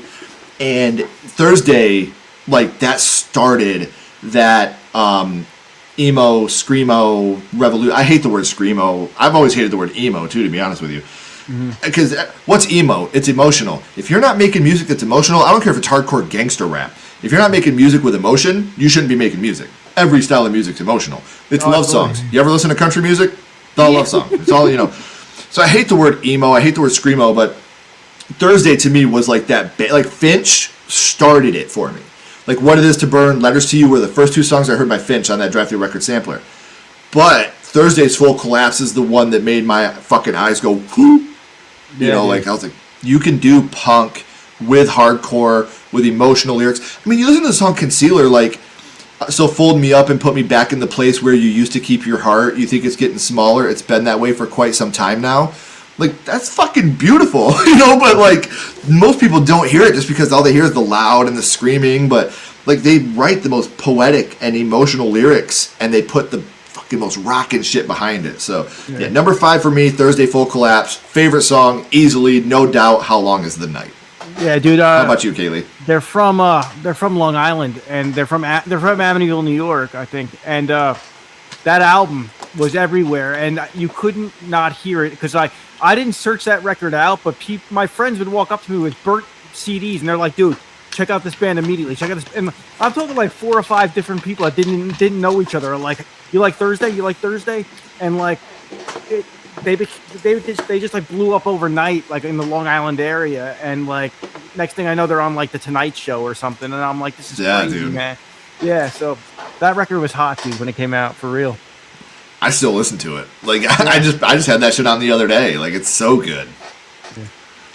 Yeah. My turn. Oh yeah. It's Yellow Card, Ocean Avenue. I had that I had it, like, I burned it on a CD. I had every single song from the album. Love every single song on this album. Obviously, Ocean Avenue is the one that was on the radio, so I really loved that one. But I also really loved. I think the second one's also on the radio, but My Only One. Perfect song. I love it so much. I thought that it almost sounds like it could be like two different, like they could have two different like people singing on that song, the way that they sing it. Like, it sounds like there should be like a female like voice on there almost, but it's so good. Yeah, I love that album. It really, like the other albums, all the ones I've picked, I've noticed they were like around that middle school, high school type era. So that's when we're getting molded the most. Yes, and music really helps you deal with all those emotions and all the stuff you're dealing with at those times in your life. So yeah, that was another one that was a hard hitter for me. Yeah. Awesome. How about you, Rob? All right, next up for me, I got into Green Day and I got into Blink, and I saw Green Day on like Much Music, and they showed clips of them at Woodstock, and Mike Duran had a Screeching Weasel t-shirt on. So this is before the internet. So I was like, what's Screeching Weasel, right? My local record store, they had a punk section. So I'm going through the punk section and I find Screeching Weasel. So I'm like, oh, they like it. It must be good. I brought this record home and I couldn't stop listening to it. It was catchy. It was like so good. Like the little guitar melodies and Ben Weasel's raspy voice. This album, My Brain Hurts by Screeching Weasel. This album from front to back is like so damn good. I love this record. So if you want like really good pop punk, I would say check out My Brain Hurts by Screeching Weasel. This record's so good. Phenomenal record, man. It's catchy as hell. Yes. I love the little, like the nursery rhyme guitar melodies they have like over the chords. I love their little nursery rhyme like guitar melodies. Yeah, so Screeching Weasel, definitely, they're in my top 3 like favorite bands. But so maybe top 4, but I love Screeching Weasel. Well, I mean, and like I said, it's a great record, and you hear Screeching Weasel, you're like, oh, it's gonna be hardcore punk, and it like they have elements, but they're totally a pop punk band. Oh, absolutely, yeah. Fart knocker for sure. Yeah, no, they have fast like minute long songs, but they also have like love songs and like songs with melody. For real, Bad Brains. Oh Yep, yeah, no, love it. that's a good record too. It was produced by the guy from the Cars. That record he's talking about. There you go. Oh, He's we're the best. getting some love. Kaylee's Knobber. listening. When I was a little kid, I used to love Debbie Gibson. I don't think there's anything wrong with loving Debbie Gibson. No, I she's love awesome. Debbie Gibson's fantastic. Yeah. Blackout is the Bible of pop. Britney Spears love. Ken, Beavis and Butt changed how we look. you're familiar with this record, right? Like my brain hurts for some Oh reason. yeah, oh yeah. It's like so like late '90s goodness. I just love it so much. Oh, good choice. Just- Yeah. Dude, Stolen. You have stolen my heart. Princey, yeah. earlier I talked about the places you've come to fear the most by Dashboard. Love Dusk and Summer too. You know, I it's weird. I've never listened to an Ed Sheeran record, but every Ed Sheeran song I've heard, I've been like, this is really good. Yeah, me either. I But I've have never, like like- Give Me Love on my playlist, but I don't know like other songs by him. But that one song I know is really good. I need to dive into them, into Ed Sheeran, because I've never heard a bad thing about him, and everything I've listened to, I've liked. See, 9 Inch Nails, got some more 9 Inch Nails love. The Killers. 9 Inch Nails made great music. The Killers were on a lot of people's lists. Trent is a genius. Like I said, never been a fan of 9 Inch Nails, but they're their own shit, and I respect the hell out of them. The Fragile. Death Cab for Cutie. Hell yeah. Yeah. Love New Death Year. Cab. Yeah. Love Death Cab, man. The record that had, I don't know the name of the record, but it had Twin Size Bed, You Can Do Better Than Me. That's my favorite. It had The Ice Is Getting Thinner, Pity and Fear. Such a great record. Dead Kennedys, hell yeah. Oh my God, yes. Efficiency and progress. Love man, the that- Dead Kennedys, I like man. the Halloween song. That should have been on my honorable mentions or Black Flag or something like that. Yeah, Right. I love that like early punk stuff. Love Public Enemy. What's up, man? How you doing, brother? What's up, Eli? Joy Division fan. Thank you, Eli. Much love. Make sure you guys are subscribing to that horror couple. Oh, thanks so much. I broke up with my non-existent boyfriend listening to Foolish Beat by Debbie Gibson.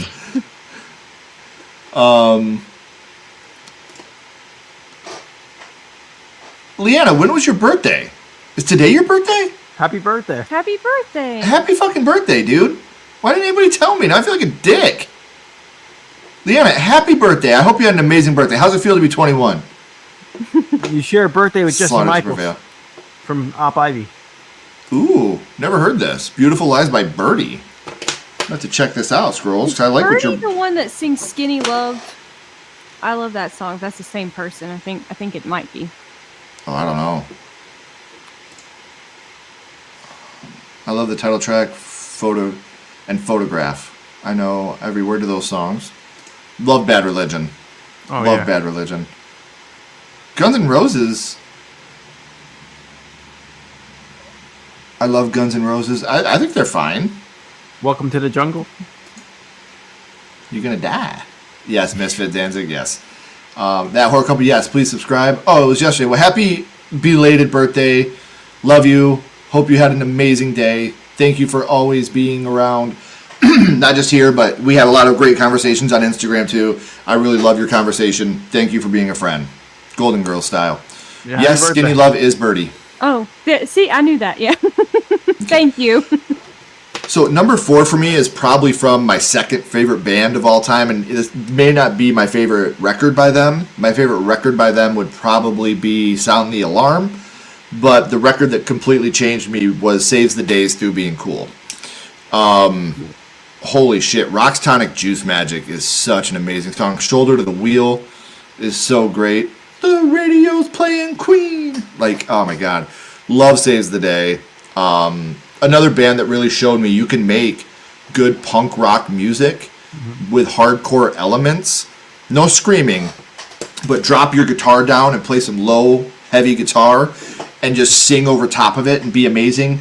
And it has like track 2, 3, and 4 is probably my favorite my favorite trilogy of songs speaking together. And it's You Vandal, Shoulder to the Wheel, and Rock's Tonic Juice Magic. And those 3 songs together are just phenomenal. This record also has "Do You Know What I Love the Most?" Like, oh god, just such a phenomenal punk record. So number 4 for me, saves the day through being cool. What about you, Kaylee? Oh, favorite song? Rock's Tonic Juice Magic. Nice. Yeah, Saves the Day is awesome. They played with Blink and Green Day on the Pop Disaster Tour too. So Yep. yeah, that was a good pick. I have a Paramore Riot, the Riot album. I like a lot of their songs. Someone in the chat liked them a minute ago. Yeah, they were another like band that was similar in some of this other music that I picked out on my list. It's all kind of, some of it's like, pop, but like pop rock, like I guess emo, whatever. Like they're all the similar. And I just really I love her as a singer, an artist. I love like her music. I love the band as a whole. I think they sound great together. And it was just another one of those bands that had like good song after good song after good song. Like once I found out about them, I just downloaded like everything they had done, and I still like them. I think she's great. So Hayley Williams. So yeah. No, sir. I don't want to be the blame. Not anymore. It's your turn. I love Paramore too. Yeah. Totally love Paramore. What about you, Rob? What's number 4 for you? I know you're gonna back me up on this. Blink's Dude Ranch. I mean, this is the record, like late '90s skateboarding punk, and the way Tom DeLonge played guitar. I was learning guitar, and I was like, "Oh, you could be in a punk band and still play kind of leads, but make them Right. simple." I'm like, before that, I wasn't really I was really influenced by the way he was playing guitar.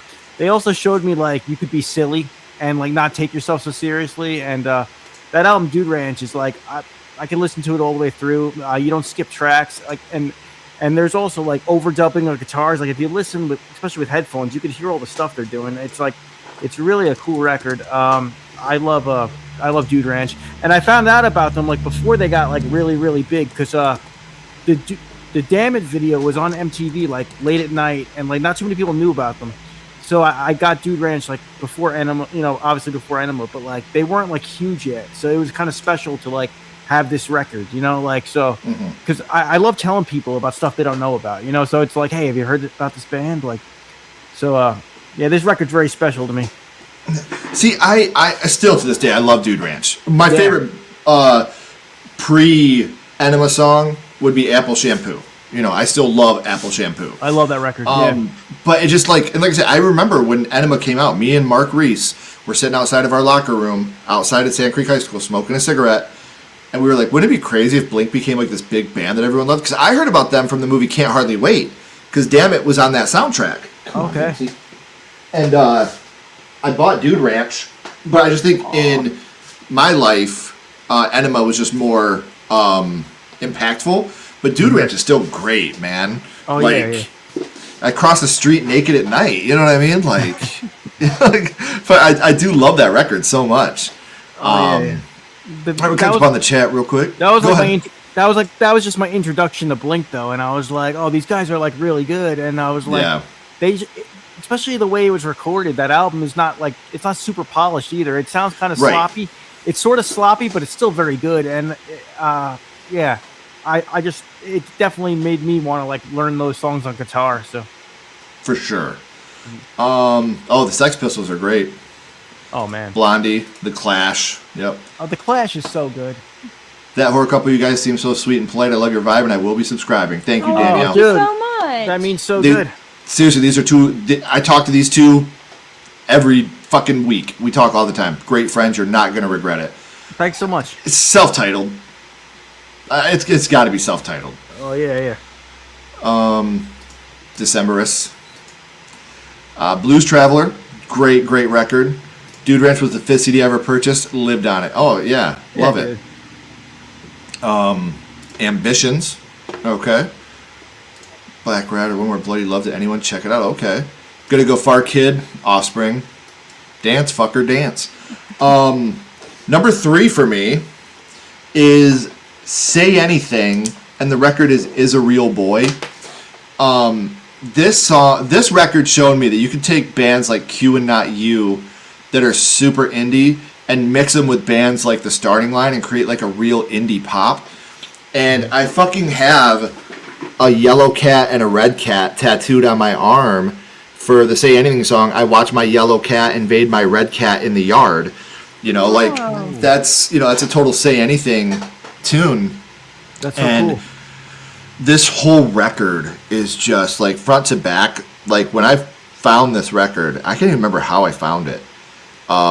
It didn't leave the CD player in my car for probably 6 months. Like it just was on repeat in my car, same record, over and over and over and over and over and over and over for like genuinely. And that's not me.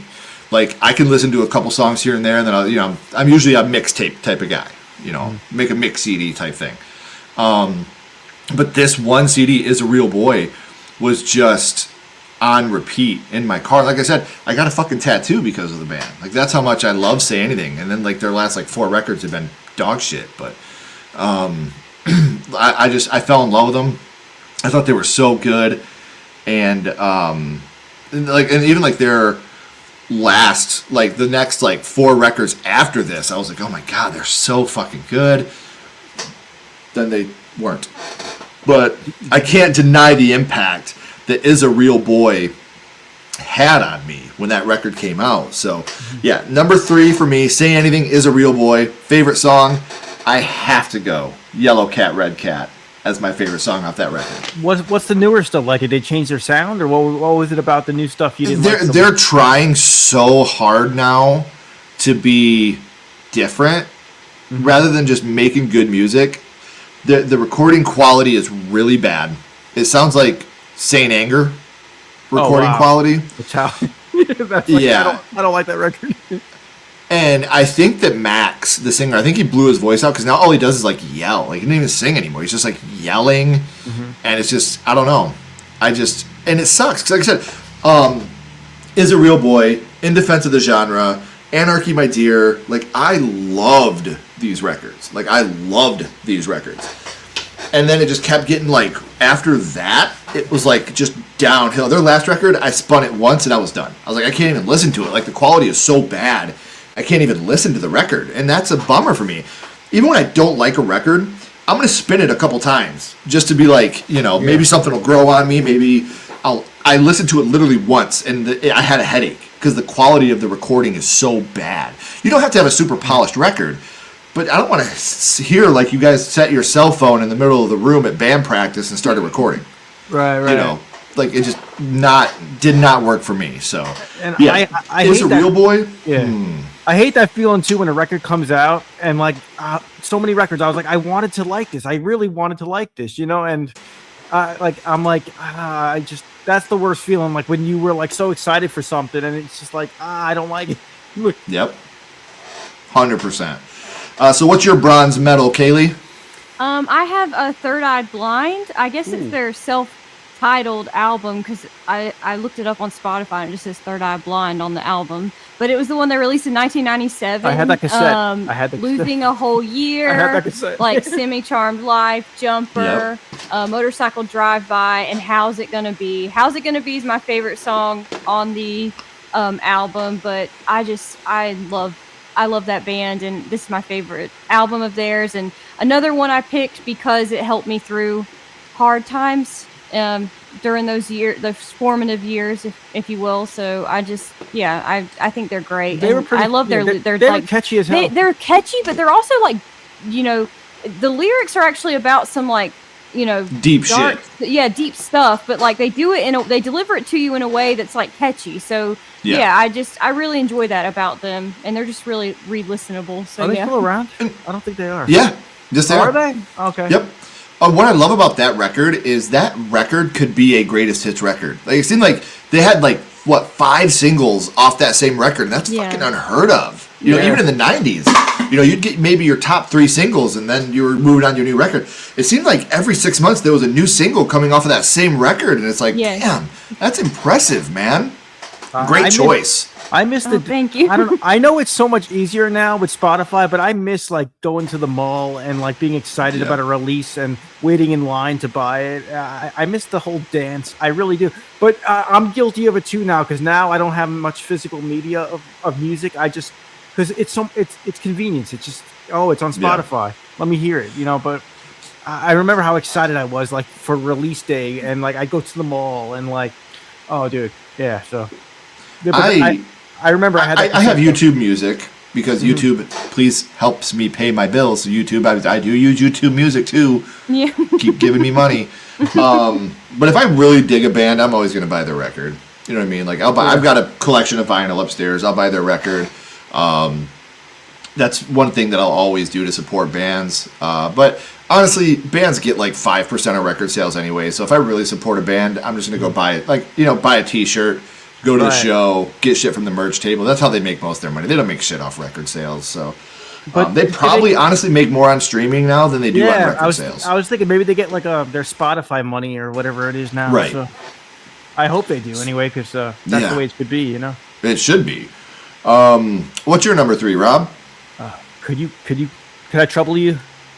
I do have I actually have this record. I wanted to show it to you. I think I did. I think I texted you this, but this is my favorite band, probably one of my favorite bands, one of my favorite records. Yes, dude. Another one that was very hard to leave off my list.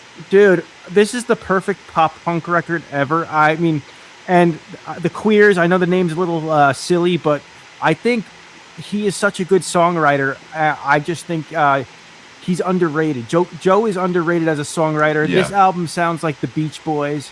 It sounds like the Ramones, but I like it. I like it a little better even because of the keyboards and the love songs. But then there's a little bit of hardcore. I thought that there's good variety on this record of like songs that make you want to mosh. But then there's songs like love songs.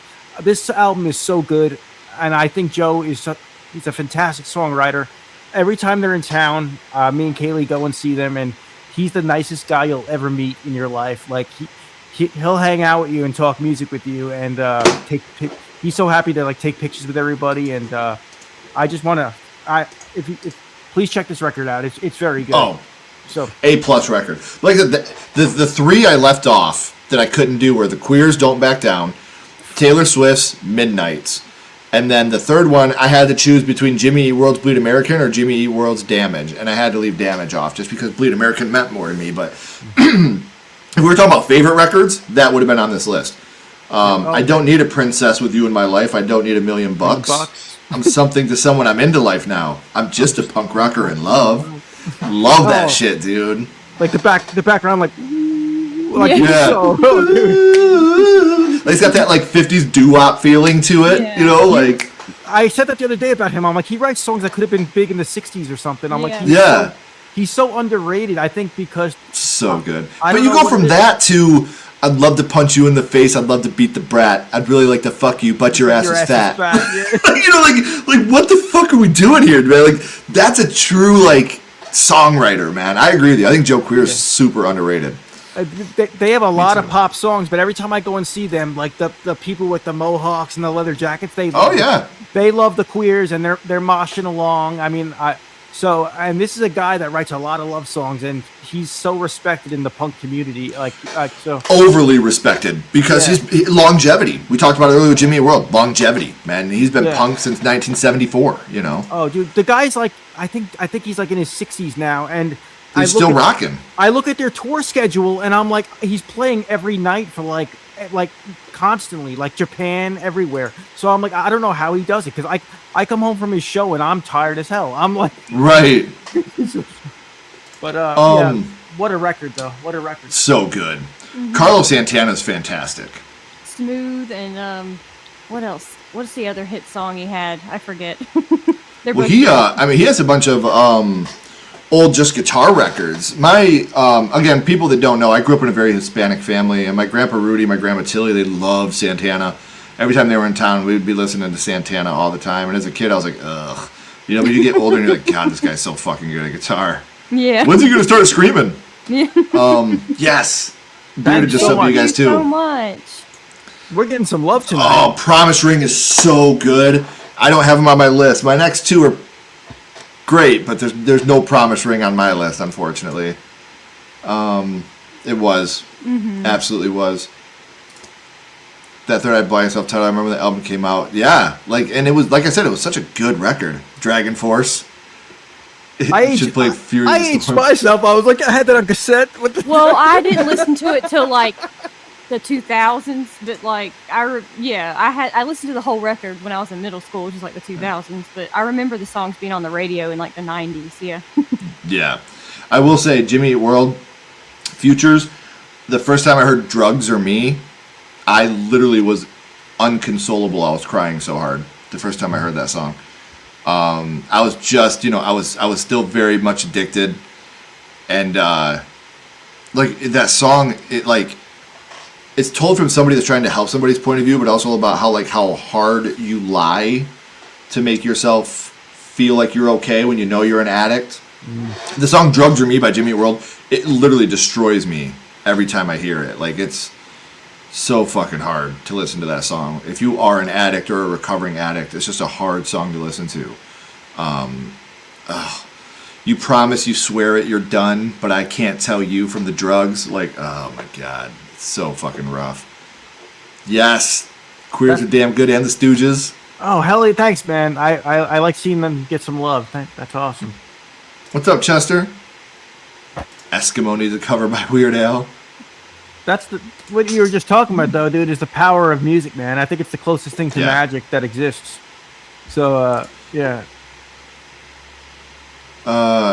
Yo, Ken, off topic. Yesterday I saw your predictions about Stranger Things Season 5. What's your opinion about that season? Overall, I think it's fine. I hated the finale.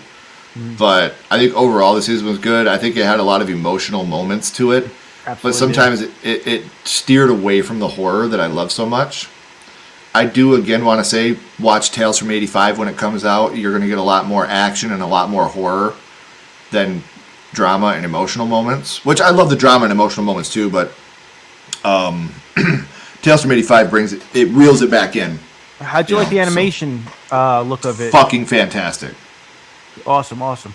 Did they fantastic. Now, whose voices though? Is it the actors or not so much? No. Me and you could have a phone call to this. I can't talk about it too much because I'm under embargo.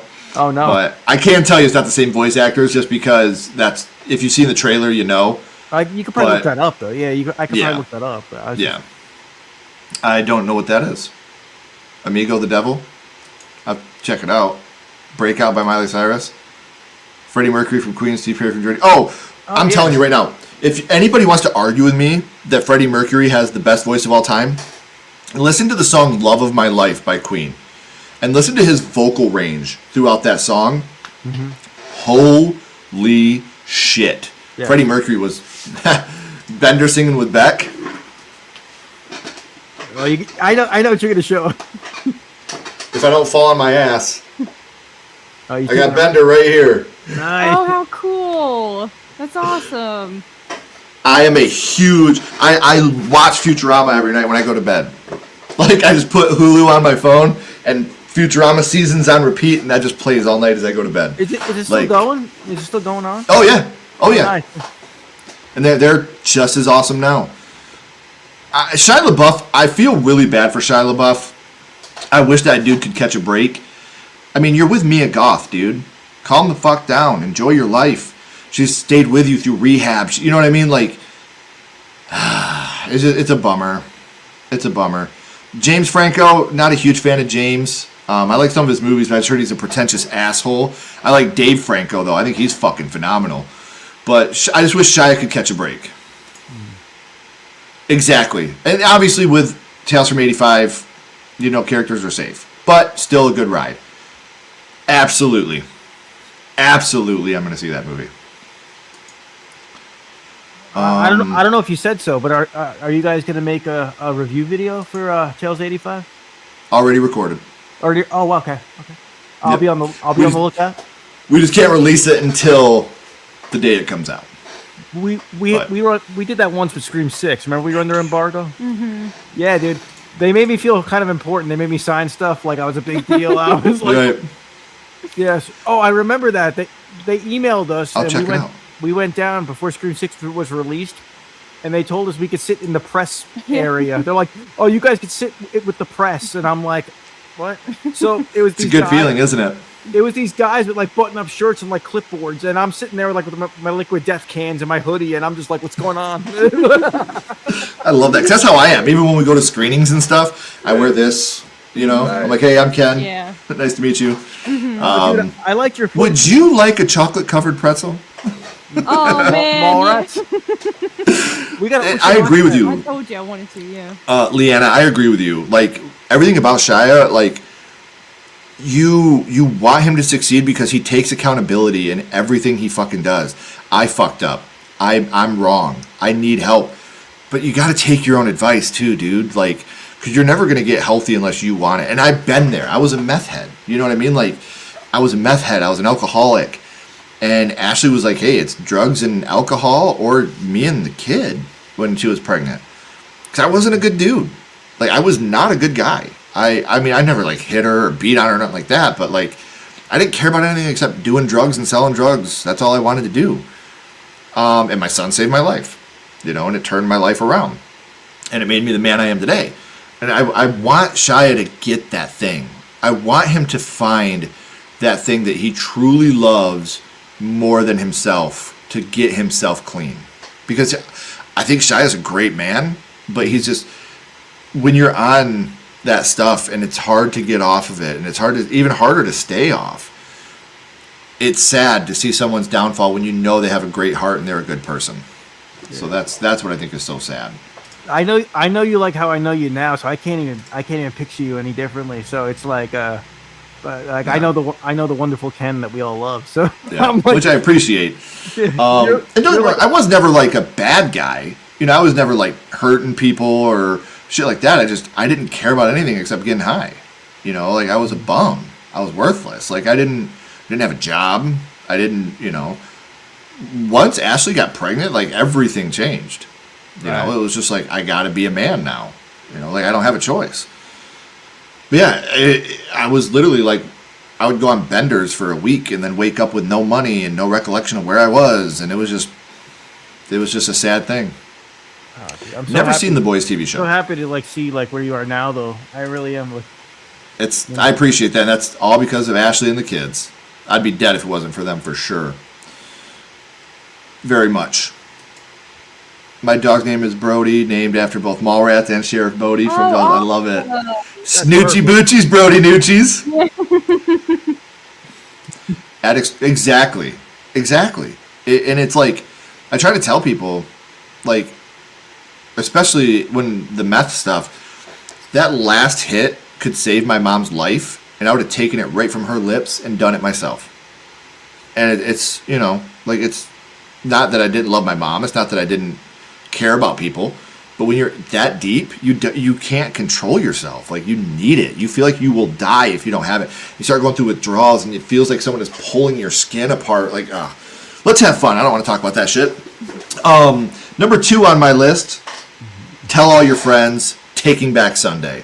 Wow. Man, you want to talk about a banger record? Just over a half hour long, 10 songs, repeatedly punching you in the face. And then, like, great lyrics like, I'd never lie to you unless I had to. I'll do what I got to. The truth is you could slit my throat. And with my one last gasping breath, I'd apologize for bleeding on your shirt. Oh, my God. And then there's no I in team. Broken downs in bars and bathrooms. All I did was what I had to. Don't believe me when I tell you. It's just what anyone would do. Man, and then you had the feud between them and Brand New. And if you listen in that bridge, you can hear, is that what you call tact? You're as subtle as a brick in the small of my back. So let's end this call and end this conversation. Lyrics from 70 times 7, the Brand New tune. Because Jesse Lacey, the singer of Brand New, was a member of Taking Back Sunday at one point. They had the split, you know, and then Brand New had the shirt, mics are for singing, not for swinging. Oh, man. Yeah, they had a huge... I didn't know this. Yeah, they had a huge feud. Wow. But yeah, Taking Back Sunday, like, that's another band that made me realize, like, you can do all these things you want, and you don't have to staple yourself to one genre of music. You know, each tune on your record can sound like it was done by a different band.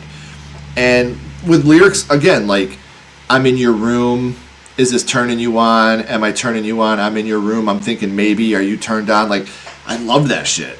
You know, I thought it was great. Q without the E, why can't I feel anything for anyone other than you? You know, like, every song on this record has that one line that's like, that just pulls you right in. Yeah. So yeah, number 2, absolutely tell all your friends. Again, not my favorite Taking Back Sunday record, but definitely changed the way I looked at music. And my favorite song from that record, this is going to be the only one that I really think has 2, because I can't choose between Greatest Romances of the 20th Century and Your Soul Last Summer. It's got to be both of them. But again, this is one that like I could grab my guitar out of my closet right now and play and sing every song right here in front of you guys from beginning to end of that record and not miss a beat, because that's how well I know that record. So yes, gotta be that record, gotta be those 2 songs. Take It Back Sunday, Tell All Your Friends, number 2 for me. What about you, Kaylee? Number 2 for me is going to be Kelly Clarkson, Breakaway. I love Kelly Clarkson's voice. I think she has like a powerhouse, like pop kind of voice. Like I love when she covers other songs too. I think she just has such a, like I said, such a range of a voice that like she can really hit a lot of notes that some other people can't. And this is another example of a record that got me through those hard years. And she talked about all the right things in her songs that really spoke to me, and she did it with a wonderful, beautiful voice. So yeah, Kelly Clarkson, Breakaway. Great pick. What about you, Rob? This album like changed my life, dude. Rancid's Out Come the Wolves. I love this record. It's one of the best punk records ever written. Matt Friedman again on bass is incredible on this record. The guitar playing is great. I love the songwriting. I could listen to this record like all the way through. There's not a bad song on this record. Rancid, like, they would pop up on MTV here and there, and it was rare. But I used to hope that they would pop up just to see certain videos. But it was weird because like in the 90s, it was mostly like rap and boy bands. But once in a while, Green Day, Blink, or Rancid sometimes would pop through, and I would be like totally game. I'd be like, "Oh, this is awesome!" And they're such an amazing band. One of my favorite bands. I don't think they have a bad record. I like all their records, and all their records sound a little different with all the ska or the hardcore or like the punk. But this album was the second record I ever bought that was mine, that like I owned, that I could put in my collection. It came out in like '95, and it's so damn good. It's like so damn good. Oh yeah. Dude, Tim's voice is so great. I love everything about this record. Oh, and yeah, I Rancid's one of my favorite bands, and Lars was at some movie screening that we went to, and I'm like, holy shit, that's Lars Fredrickson over there. So I was so nervous, but my buddy's like, yo, just let's walk up to him and say hi. And I didn't know what to say, so I was just like, dude, I love Rancid, I love your music. And he's just like, I think he was a little, he was cool, but he was like shy. I don't think he liked attention. But so he was just like, you want a picture? And I was just like, yeah, that'd be great. And he's like, all right, so we got a picture. And then he's like, see you later, dude. And I was like, I walked away. I was like, I don't know if that went well, but I was like, it is what it is, man. So, you're like, it did for me. Yeah, dude. Yeah, it went well. It went well. I just think in my head, I was like, holy shit. I think you were just in my excited. head. I don't know what it was, because I had a Rancid poster on my wall. So I was just thinking 12-year-old Rob would be freaking out right now. Mm-hmm. I'm like 12-year-old Rob would be freaking out. And I'm like, so when like 40-year-old Rob met him, it was crazy. Have you seen his movie? His movie? Oh yeah, that's the premiere. That's the one we went. Yeah, premiere. that's the premiere we went to. Yeah. Yeah. The after That's dark, awesome. Yeah. Yeah, no, but I think after we saw the screening, and then afterwards we were talking a little bit of music. He's a nice guy, but I think he's kind of quiet. So a lot of people just don't like attention, So right. But I started playing guitar to play shows. I didn't do it to talk to people about movies. Right. But I don't know. This record is like we went to the Punk Rock Museum, and there's plaques on the wall with this record. I don't know if it went gold or it went platinum, but there's some kind of frame with that record in it. So for a punk record, That's awesome. It wasn't even on a major label, but I think it sold like a shitload. So Time Bomb is such a good song. Yeah, one of the most influential punk records ever. Ever, yeah. Thank you so much. That means so much to us, for real. And we love when you guys are all talking in the chat. Oh, so good. The Strokes. I really like how the chat's backing up each other, and we're talking about like three Right. different styles of music right here. I think that's really cool. I love it. I like how the chat's like, that's cool. Yeah, that's cool too. Yeah. Peak Clarkson. White Stripes. In Detroit, we heard them a lot. Joy Division or the Strokes. Ooh, I want to know what she says. Pantera, Megadeth, and Metallica, for sure. Breakaway with W. I mentioned because of you was my song. Oh, the Clarkson record. Rob, did you hear his girlfriend band? Name is eluding me. One member's name was Squid. Whose girlfriend band? Who? I'm not sure which one this is.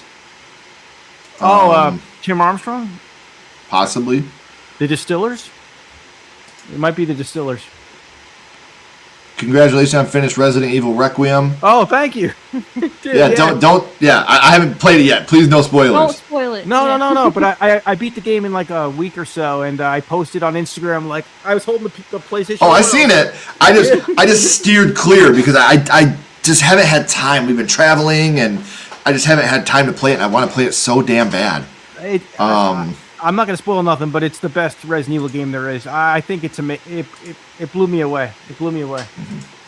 Thank you, Ken, an adorable couple. I'm subbing to you. Fuck yes. Oh, thank and you yes, so much. We're getting love it was the tonight. Distillers. Thanks, KK. Yeah. There was beef too because the Distillers went up with Brody went out. Didn't she go out with the guy from Queens of Stone Age and Tim was all like heartbroken? That was Fall Back Down. The rental Fall Back Down. Nah. Yeah. So If there I fall back down. Yeah, And Travis that was on that shit. Yeah. Yeah. So I think they got a divorce, and that's what that song was about. So yeah, there's a lot of heartbreaking music, of course. Yeah. Leanna, thank you. This is amazing. Thank you so much for that. Seriously, Dude, thank you. I'm seriously getting goosebumps from talking about certain bands and certain music. I Right. don't know what, like there's certain like I'm just getting. I think it's called Frisian or something when you get goosebumps. From I don't know what it music. is, but It's some kind of word. I think it's Frisian. when I mention a band and like the chat reacts or Ken's like, I'm like, dude, I get all like these goosebumps. I'm like, Yes. Well, we got our first donation of the night, guys. So you know what that means. Ooh, baby, ooh, baby, ooh, baby, ooh, baby. there's too many water. Thank you, Leanna. So my number one record that completely changed my life and continues to change my life, and I've got a story I want to tell you guys about it. It is the Second Stage Turbine Blade by Coheed and Cambria. Dude, yes. This fucking record, oh my god. I heard them on a sampler, and it wasn't even a song that was on the record. It was June Song Provision Acoustic. And it was December of 21. And I was like, this is insane. Like, this is insane. Like, how the hell is he doing this and singing it at the same time? So February of 2002, they came to Detroit, and they played at the Shelter. And it was them, Hope's Fall, One Line Drawing, and Rocking Horse Winter. And we went, we watched them, and I met the guys that night, and I met Josh Eppard, the drummer. And me and him had an instant connection. We talked for like hours about music and movies and everything, and then, you come to current day 2020, it's literally 18 years later. He's the first person I hit up to do a My First Horror Movie episode. And again, we just become really good friends, reconnected. And to this day, he's still he's got in a new band now called Held, and they're fucking phenomenal. But not only did Coheed change me for that, but this lyric right here, what he's saying is, and she screamed, Claudio, dear Claudio. That's what he's about to sing. I'm going to show you guys this.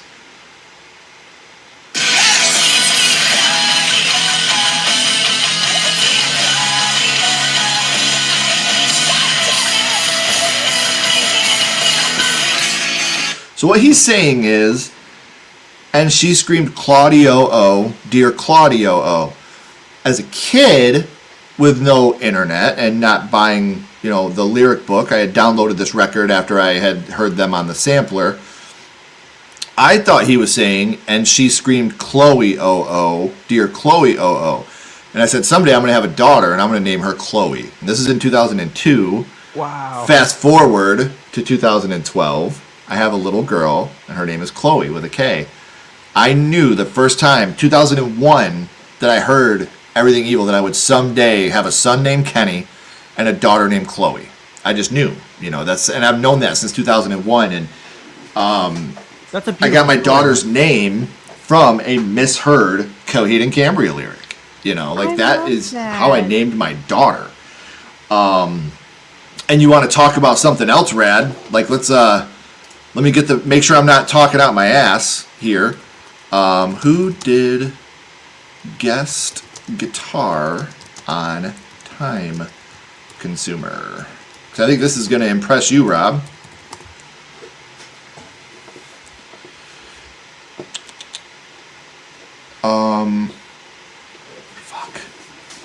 I can't find it now. Dr. No.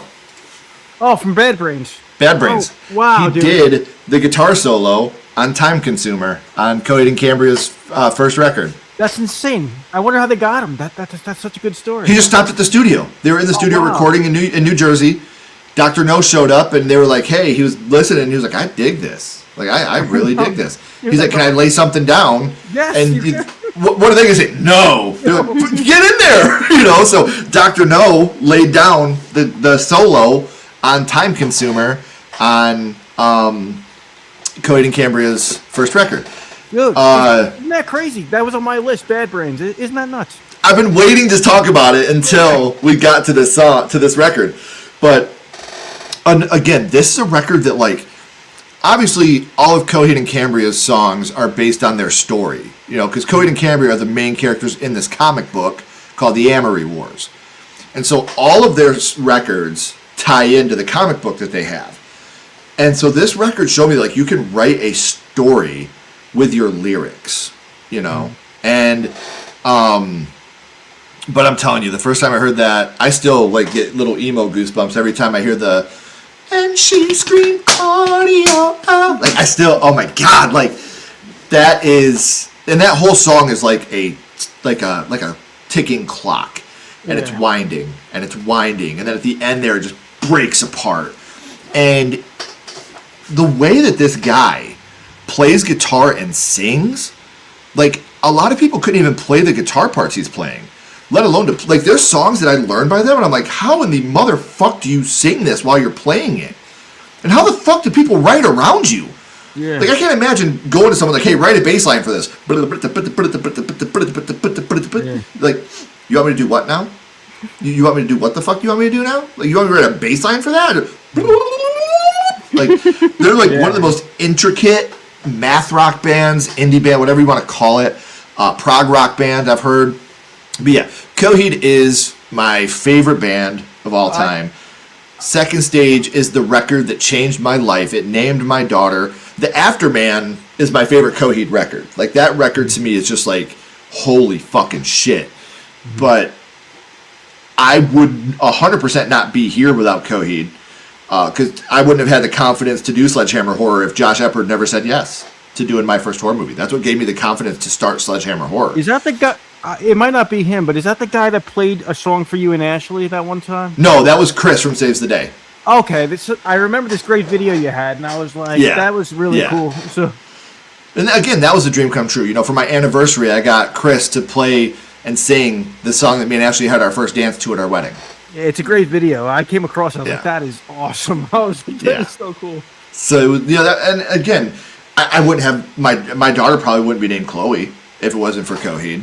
So, yeah, I'm just saying, like, there's so many amazing things that came to my life because of Coheed and Cambria.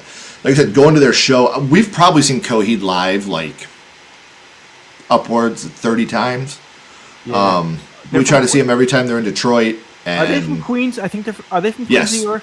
Because Long Island bands, I remember a lot of my friends that were in bands, a lot of times they would be like, dude, we're opening up for Coheed and Cambria. And it was like a big deal to them because they were like, it was like, they were like a huge band. Yeah, they were a big deal, yeah. Yeah, so like to get a show with them, I remember my friends freaking out. They'd be like, dude, we're playing with Coheed and Cambria, dude. We're playing. Like a couple They're bands. Yeah. so I like amazing. is this song called Good Eyed Sniper? Is that the A song? Favorite House Atlantic. Yeah, there you go. I was like, But- I always get that wrong. I'm like, I can't remember the name of the song, but I love like the lyrics and stuff. And it's so good. Yeah. It's catchy as hell. Yes. Man. Like, it's a I had catchy it on a ass mix song. CD, yeah. Yes. Coheed, like I said, Second Stage Turbine Blade, from front to back, that whole record, it's just, it's another one of those records that has 10 songs on it, and not one misses to me. And it's got 10 songs on this record, but it's like, let me see how long the record is. I mean, your songs are 5 minutes, 42 seconds, 4 minutes, 48, 5:51, 4:48, 5:41. I mean, it's incredible. It is incredible. 6:33, 5:23, 5:20, and none of it's filler time. Like, That's it's all just going, man. Those are kind of long songs, though. But they keep your attention throughout the whole song. Right, yeah. You know, and and like I said, the record's over 40 minutes, and the first track is 53 seconds because they have one intro song. Right. That's how great this record is, man. So yeah, number one for me, Coheed and Cambria, the Second Stage Turbine Blade. Obviously, my favorite song, Everything Evil, because it named my daughter. Aw, I love that story. That's a great so story, man. sweet. I love Yeah. that. So what about you, Kaylee? What's number one for you? Number one for me is going to be Evanescence, Fallen. There it is. AZ I like is her. a powerhouse. Oh my god, like her voice is amazing. Bring Me to Life is like that was like the single, but it's the best song on there. That and My Immortal, which is the other single. Those are my two favorite songs. Even though I love all of the songs on the record, but those two like speak to me the most. And again, same time period, middle school, going into high school time period in my life. You know, another album that helped me through difficult times. And she's amazing. I love all of her music, whether it's solo or Evanescence. So yeah, I love it. Yeah, I love it. she dated the bass player of Green Day for a little bit. Oh, I didn't know that. I think she did. Yeah, so unless I'm wrong. That's awesome. Yeah. What about you, Rob? What's number one for you? All right, this is the first record I ever bought that was mine, and I carried it around everywhere I went in my Discman. This record made me want to learn how to play guitar, and it like changed my life. In a lot of ways, it saved my life because it built up my self-esteem. It's Green Day's Dookie. Yep. I don't know where I would be without this record right now. I mean, it opened the doors to all. It's a pop punk record, but I never heard the word punk rock before Green Day, and because of them, I got into bands like Blink. I got into Rancid. I got into Operation Ivy because I bought Dookie, and then I bought their other stuff, and I heard about Lookout Records. And once I started checking out Lookout Records bands, I found the Queers, I found Screeching Weasel, I found all this stuff, and I saw Green Day play live, and when I saw Billy Joe like hit his guitar, I'm like, I want to learn how to do that. I got to learn how to do that. So I started learning guitar, and they're the reason I wanted to learn guitar. Billy Joe had blue hair back then. I just thought he was so cool. I was 11 years old, and to me at the time, looking back on it's kind of funny. I thought this was an edgy record because Longview had a few swear words in it, and it would piss off my parents. But I thought it was so cool. I was like, this is my record, and it's the reason why and this record still rocks today. I can listen to it all the way through. 14 songs. I think every song is catchy as hell. I love the way Billy Joe writes songs. Mike Duran's a great bass player. Trey Cool is a phenomenal drummer. They're a three-piece, and they're tight. They're tight as hell. Ashley texted me, and I didn't know my volume was still up. But yeah, Green Day Dookie changed my life, and the lyrics, Billy Joe's lyrics on that record is all about being a stoner. It's all about not living in the ghetto. It's about anxiety. And to me, I was like, okay, it kind of showed me it's okay to be less than perfect. It's okay to celebrate your flaws even, I learned. And you got to remember, I was looking through the lyric sheet, and I'm like, it's okay to like he's like, I'm a loser, I'm a user. I'm like, okay, it's okay to be like less than perfect. And I was like, this album rocks. I love it. And it changed my life. For Dude, real. and that it's funny because we hear people say stuff like that, like, "Oh, it changed my life. This changed my life," but like, when someone means it, you Yeah. know, like there are movies that straight up changed who I am. There is Right. records that straight up changed who I am, and when something hits you that hard, why would you not want to celebrate the shit out of it? If Green Day wasn't there in '94 to break through into the mainstream, I don't know where Blink would be right now. I don't No. know where those bands would be. I mean, we talked about Offspring before, Rancid, all those bands that came after, and I think it's because they broke through first, and everybody was like, "Oh, punk rock's cool again." Like so. Yeah. All right, guys, we are going to catch up on the chat. Sex on Fire, great Yeah. tune. That's a great record. Yeah. Yeah, I remember downloading on fucking Bear Share. LimeWire LimeWire, yeah. when you had to dial up. Yeah. Mom, get the phone! It Downloading takes Save an the hour. Day! It takes you like an hour to download like one song. An hour. It took like all day to download a song. Nice, Maybe I KK. remembered it Right. White Snake had some good music. White Snake is, yes, here we go again. Great, great shit. Is this Me the too. song? I was Yeah. named after my biological father.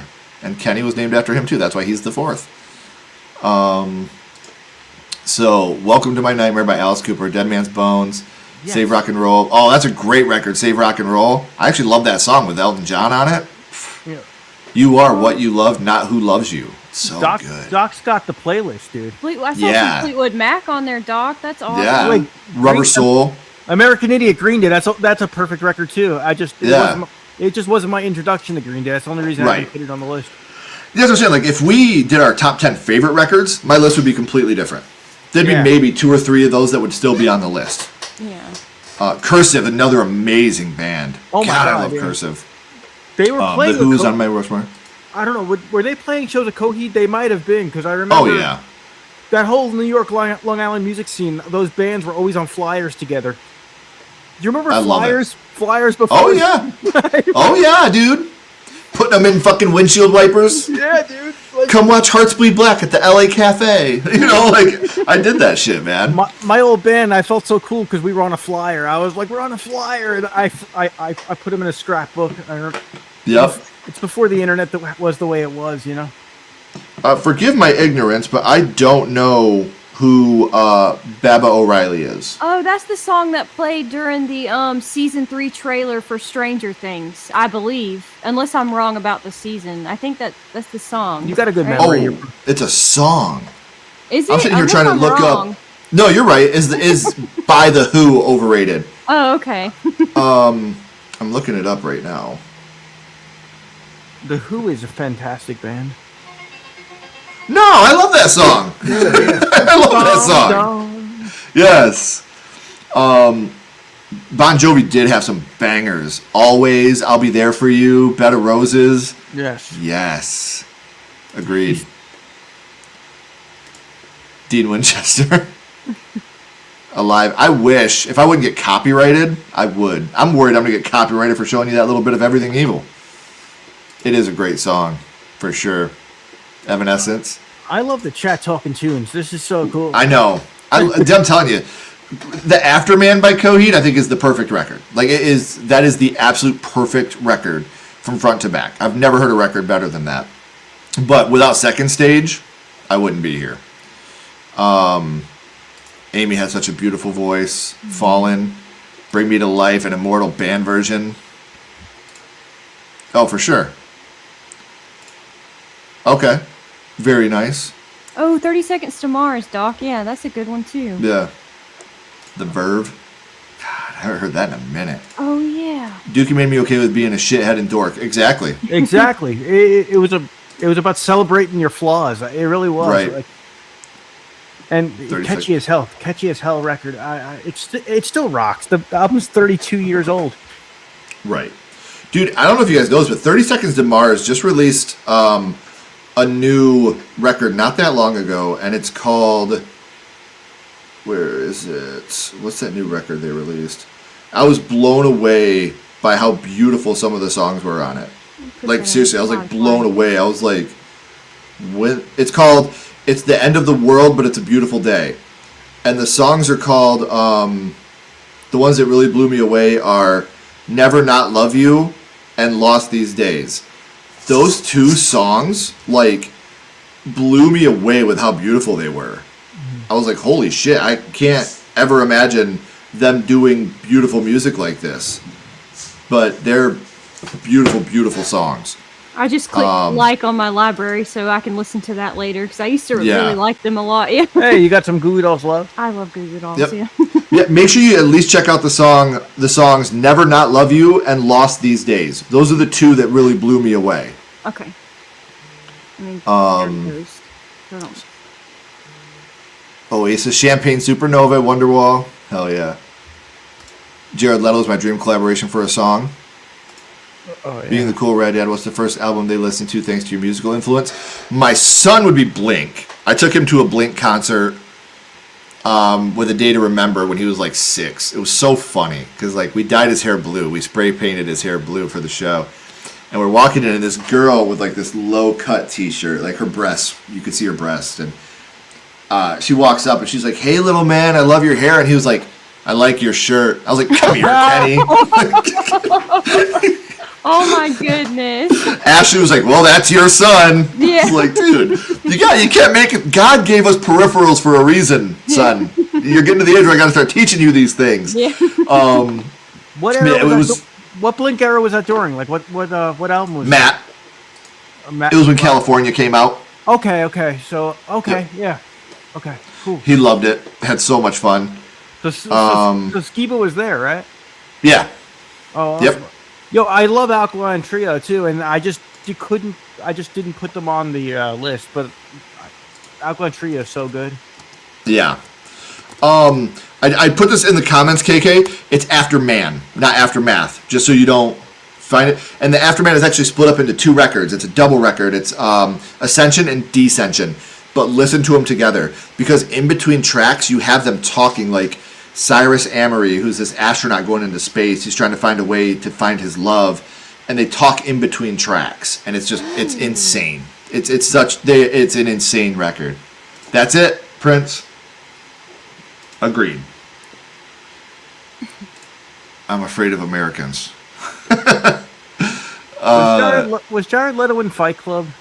Yes, he was. Yeah. He was, right? Yeah. He was the blonde kid that got the shit kicked out of him. Yeah, I felt like destroying something beautiful. Do you remember that scene? Oh, yeah. A lot of people on here know the band Player. The song Baby Come Back is a phenomenal song. I don't. I moan Blink only because they owe me for bad. Okay. Yes, Afterman, fantastic record. Vic the Butcher is my favorite song on the record on Ascension. Dark Side of Me on Descension. Both beautiful songs. So I know I said this at the beginning, guys, but if you haven't, please subscribe to the Beautiful That Horror Couple. They are amazing. They do great content. Become a member of their page if you can. You get exclusive content before anybody else.